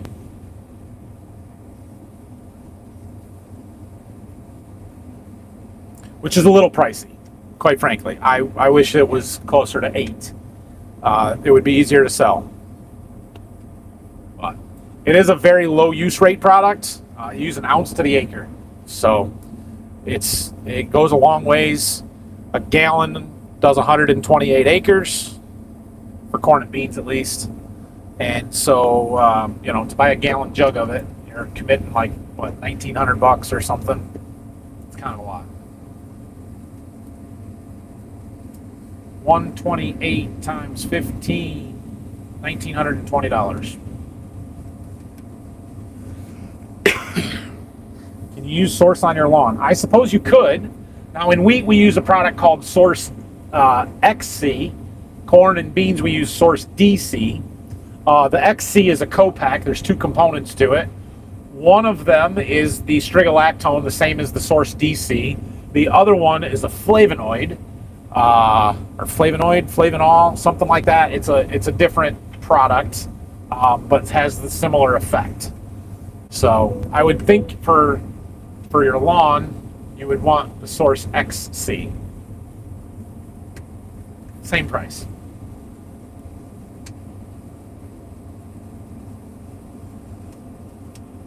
Is there a lot of difference between Ohio and Michigan regulations, and does it complicate stuff if you live on the Ohio side and the farm being on the Michigan side? Regulation-wise, no. They're basically the same. We do have to report, crop acres, but that's by county, and that's by county no matter if you're in the middle of a state farming in multiple counties or farming in two states in multiple counties. So that doesn't matter. Obviously, we're paying real estate taxes in two different states, two different counties, but again, that's a county thing, not a state thing. There are sometimes some different programs that are state-based, and so some of the ground will qualify, some of it won't. There's been a carbon credit type program on some of the wheat acres the last 2 years. I applied for it last year because we had a lot of wheat acres. It was an Ohio program and not Michigan. Last year we had a lot of wheat acres in Ohio and did end up getting a little bit different. These carbon programs are all a joke and they're a scam if you ask me for the most part, so I didn't even bother signing it up again this year. Plus most of our wheat ground is in Michigan, so it wouldn't have qualified anyway. But yeah, overall, no, there's not a huge difference. It does not affect my day-to-day life driving across the border to get to Michigan from my house every day. Back during COVID, in 2020, when everything was shut down and they were telling everybody to stay home, there was talk, in the news and stuff about shutting down state borders and not letting people cross state lines. I was praying for the day when they would set somebody on my road and tell me I wasn't allowed to go to work because I had to cross the state line. I was like, please do this. I would love to see you set somebody on this little rural road and tell people they're not allowed to cross. Like, come on, do it.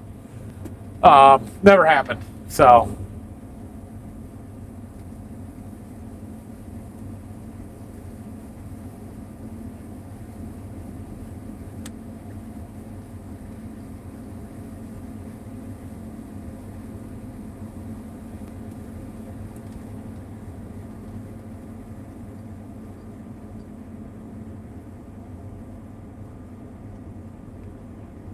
there's some really good wheat right here.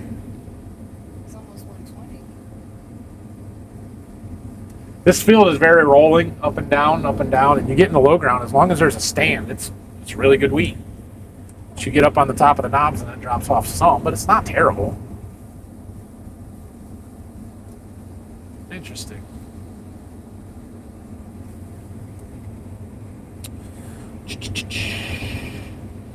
I assume the S Corp structure helps keep all that stuff straight. Well, we're actually a C Corp structure, but yes.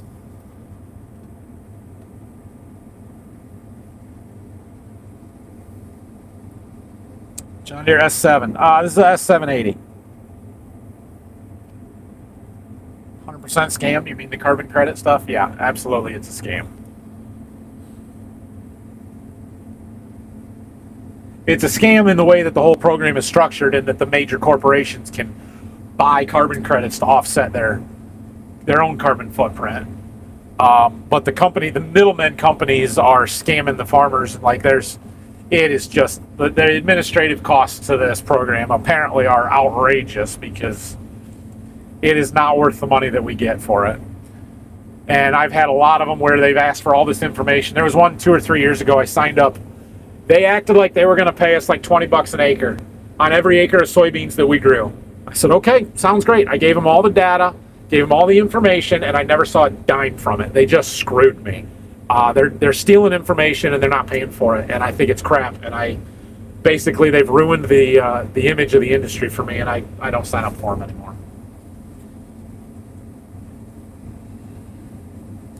Have you put Source on your garden? So when I'm spraying corn fungicide, I usually am spraying the Source on corn at that time. Or, well, I guess I'm not usually. I do occasionally. And I think last year when I did corn fungicide with the drone, I had some Source and I had it in the tank when I sprayed my wife's pumpkins. So, yeah, that's probably not labeled. I shouldn't say that on the internet. Well, I don't know if Source is regulated like a herbicide would be. So... They are not, but it's not a biological, so it is not. Okay.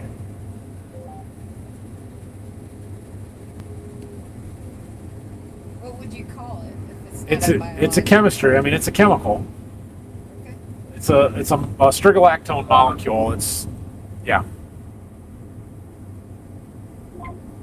Because you're not actually putting the microbes. You're not putting the microbes. It's not microbes. It's not a living product. You don't have to worry about storage and whether or not they're dead before you get them out of the jug and all that kind of stuff. So, but it is affecting the microbes.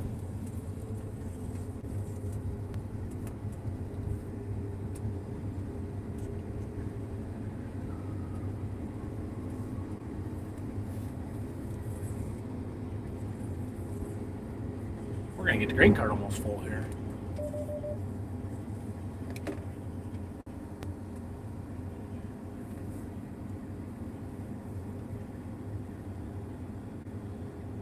Does the price of wheat cover the cost? Google doesn't seem to say that it's profitable. Yeah. Well, that depends. There's a lot more factors than just the price of the wheat, right? That's certainly a big one, but so is the yield that you get and what your costs are. So I'd have to sit down and go through our crop budgets to make sure that with the current yields that we're actually making money. But yes, I would assume that we're at least semi-profitable, maybe not making a killing here. Wheat is a tough one. They call it poverty grass for a reason.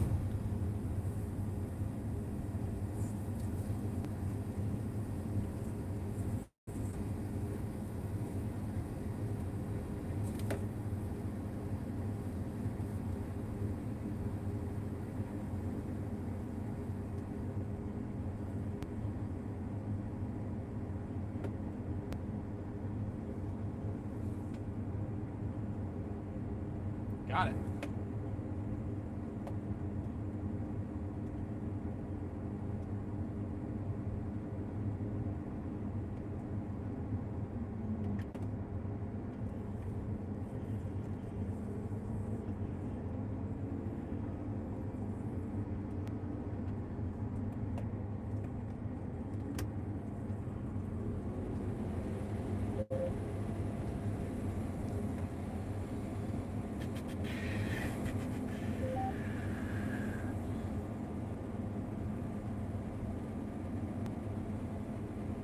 Corn in Texas is about ready to harvest. Tasseled in early May. Nice. You must be south in Texas.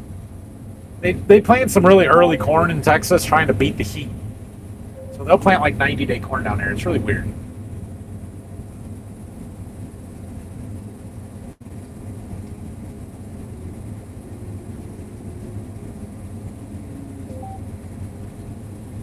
Took a shredder to about 50 acres the other day. What does that mean? A chopper? They chop it? They didn't just mow it down.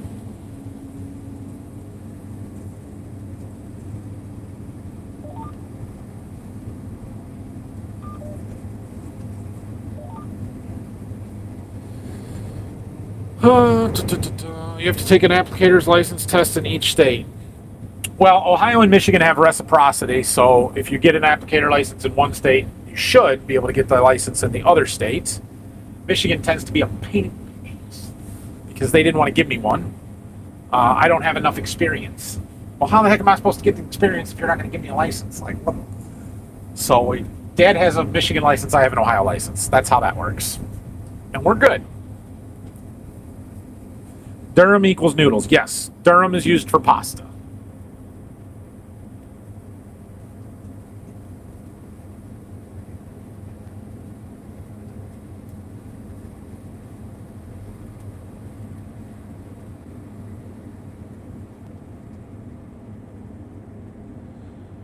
Who's riding? This is my cousin. Hi.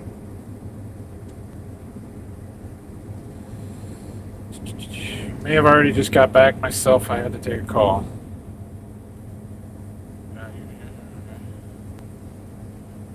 No, sir. Laying on the ground, I'll take a photo and send it to you. Really?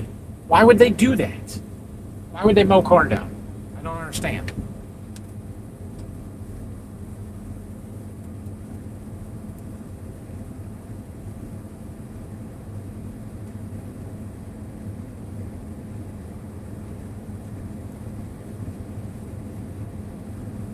I remember when I was in college, my buddy and I, roommate, we were watching TV. I don't even remember what the commercial was for, but there was some commercial came on. It may have been like a Doritos or Mountain Dew or something. But they showed they showed this farmer, and he was out on an open station tractor with a mower, and they were like he was, harvesting his corn or something. But he was driving through a cornfield just mowing it down. And I don't remember the whole point of the commercial, but after about the third time that we saw it, my roommate and I, who was also a very agricultural, heavy focused person, we both looked at each other and were like, why is he mowing his corn down? What is going on here? It was just the weirdest thing. Clearly, the Hollywood marketing companies know what they're talking about.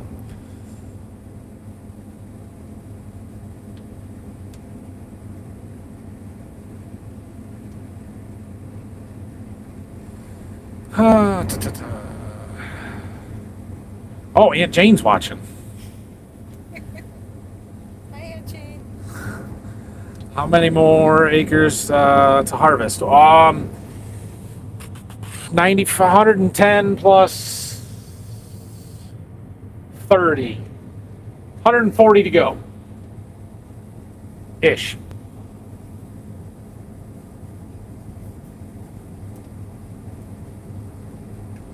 They use wheat for animal feed. They can. Animals can certainly eat it. Now, wheat is generally more expensive than corn, and they're very similar nutrient value. So they generally don't feed it. The time when you'll see a lot of wheat getting fed is if the quality goes bad, and it's not good for making flour for some reason. So, your favorite cousin, right? Sure, we'll say that. Yep. Field of Dreams, he does that. Huh? What? Breeze past that. Well, We have a lot of cousins. we do have a lot of cousins. So Emma's from 20 Illinois, cousins. right around 20 of us. Yeah, a lot So of we don't cousins. see each other a ton. And she's way younger than I am. You're not the youngest, are you? I'm 24. But I of am you're the youngest yeah. cousin? Oh, so she's the youngest Between- cousin. I am the third oldest of the 20. Yeah. So Me and Nick, our oldest cousin, are 20 years apart. That's what Okay. it is.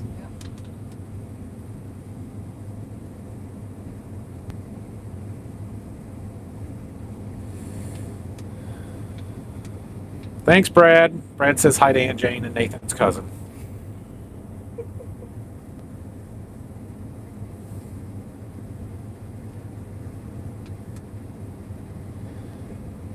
Bad storms that came through a couple weeks ago. Was any of those very close to you? Like that one tornado that got your one customer, had the tornado damage? No. So over the 4th of July weekend here, that Friday night, there was some strong winds that came through and got the guys up north of us and east of us. But we got some wind. It wasn't that bad. The ones a few weeks ago, we got a lot of rain. We've really haven't had any wind damage. So it's been a long time since we've had major storm damage, but we've been fairly fortunate here, I guess. So, yeah. Brad, thanks again.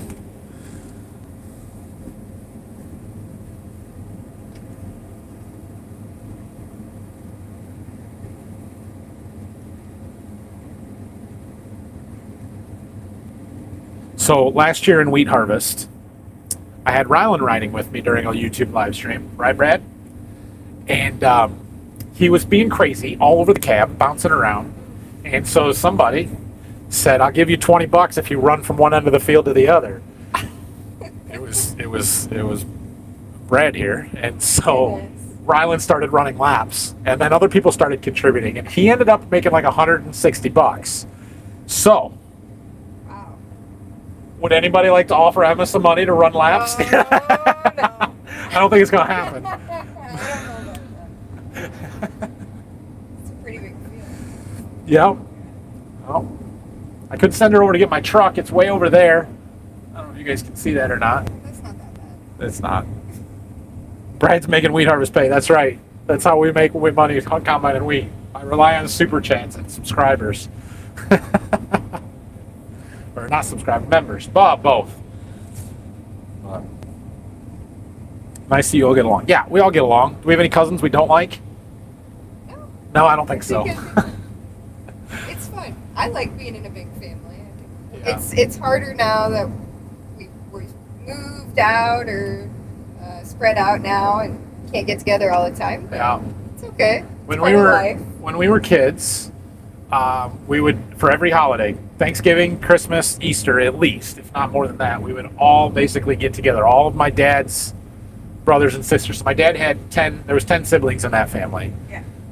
And so we would all get together basically for every holiday. Now, her mom moved to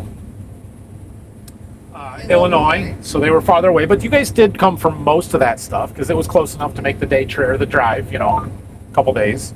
I have another aunt that moved to Colorado, so they were more sparingly. We didn't see them as often. Pretty But much that's everybody else. Was Everybody else came most every time. And so we all got together a lot and got to hang out, and we had a great time as cousins. Yeah. As everybody's gotten older and they're no longer in school and living at home, that's falling apart, and everybody's doing their own thing, and that's okay. But yeah, that's how life goes, I guess. What? Brad, now I have to give her $50. Brad gave you $50. Why? Because Thank you. probably got to run for it, but Well, we'll see here. I was like, no. Wasn't there a commercial some years ago that showed the combine picking corn in some August, some green corn? Probably. That would be a thing they did too. Although you could make the argument that that is sweet corn. So, ounce to an acre, amazing. How do you spread such a low rate? Well, you're not spreading an ounce to the acre. You're tank mixing it with something else that we're spraying, a fungicide or whatever. We're spraying 15, 20 gallons to the acre, but only 1 ounce of that is the actual product.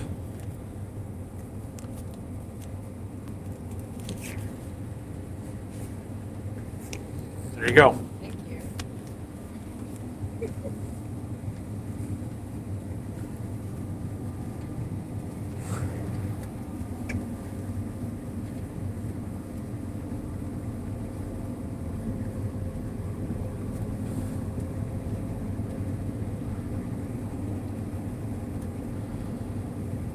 You add water. Yes, you add water to it.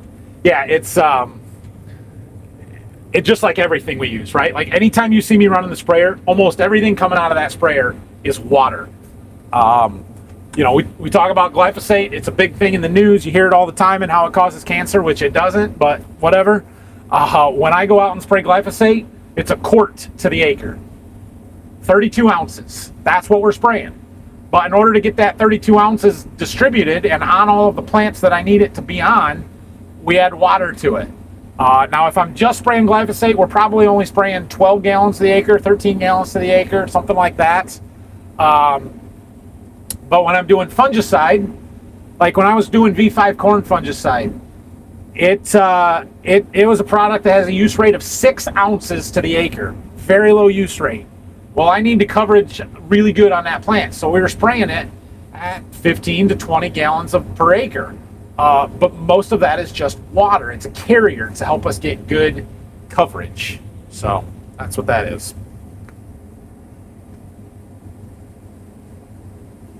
Easiest $50 she's ever made, right? Yep. Glyphosate is a very useful chemical, very much so. I know it's not as effective as it used to be, but we still rely on glyphosate a lot. So,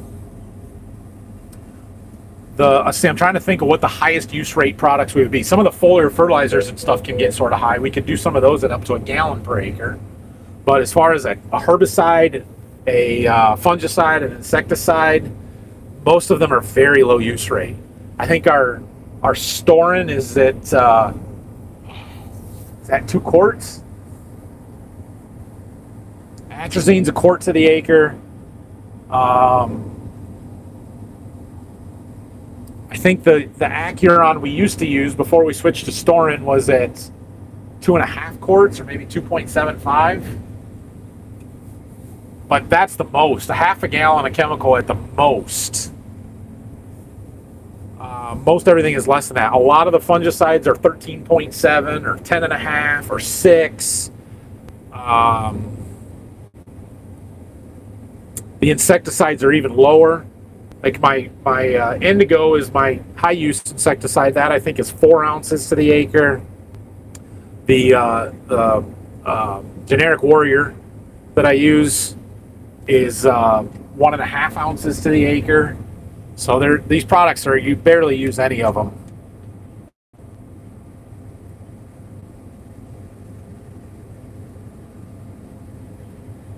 All right, guys, we get up to the end here. I'm going to go ahead and end this one because we're well over 2 hours at this point, and that's enough.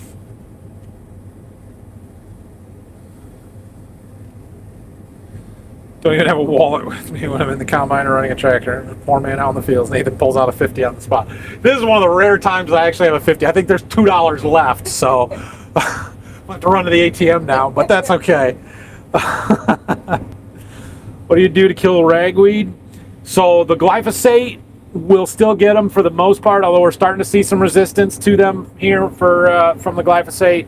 Liberty still is very effective against the giant ragweed. If I'm not in crop, like this wheat stubble now, I can spray 2,4-D on them and kill them. Dicamba would work great, but that's probably a bad idea in July. Although it would be on label for me to go in wheat stubble and spray dicamba. I can do that all I want, but I'm not going to. Maybe 2,4-D this year was absolutely worth, my 2,4-D was absolutely worthless. Interesting. I have not seen 2,4-D fail yet, but it's possible. How do you like the mini combine from Bushels Plus? It worked great. I only did the one sample with it, but yeah, it was awesome. It worked. I got a nice sample out of that.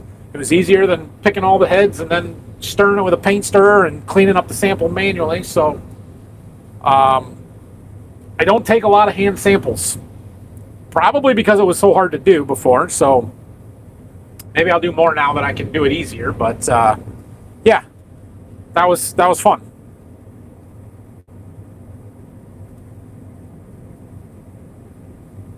Creeping Jenny with 2,4-D. I don't even know what that is. Something in your lawn. Okay. I would say it's a broadleaf. Yeah, well, 2,4-D should kill it. Grass.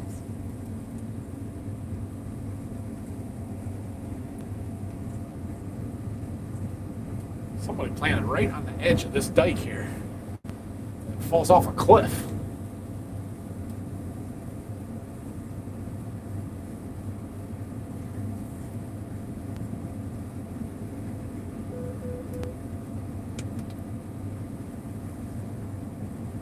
Nice flex, yeah. Dad's neighbor has EPA license. I can get the good stuff. There you go.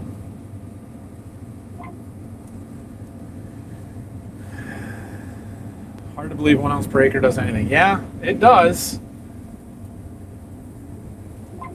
What's even more hard to believe is for the people that think that 1 ounce per acre that I spray in June or July has any effect on there's any residue or effect in the grain that we harvest in October or November. That's what's crazy. Like this, yeah. Nice to meet Emma. Maybe she'll start her own channel. I'll make that suggestion. Have a good evening. Thank you. Thanks, Brad. Nice running along. Yep. Some call it ground ivy. Oh, okay, ground ivy. I think I've heard of that one. Remember July, baling, harvest, and cooking. Yeah, I know. We should do some more cooking videos. They've really fallen off. I'm sorry for that. So, anyway, thanks for watching, guys.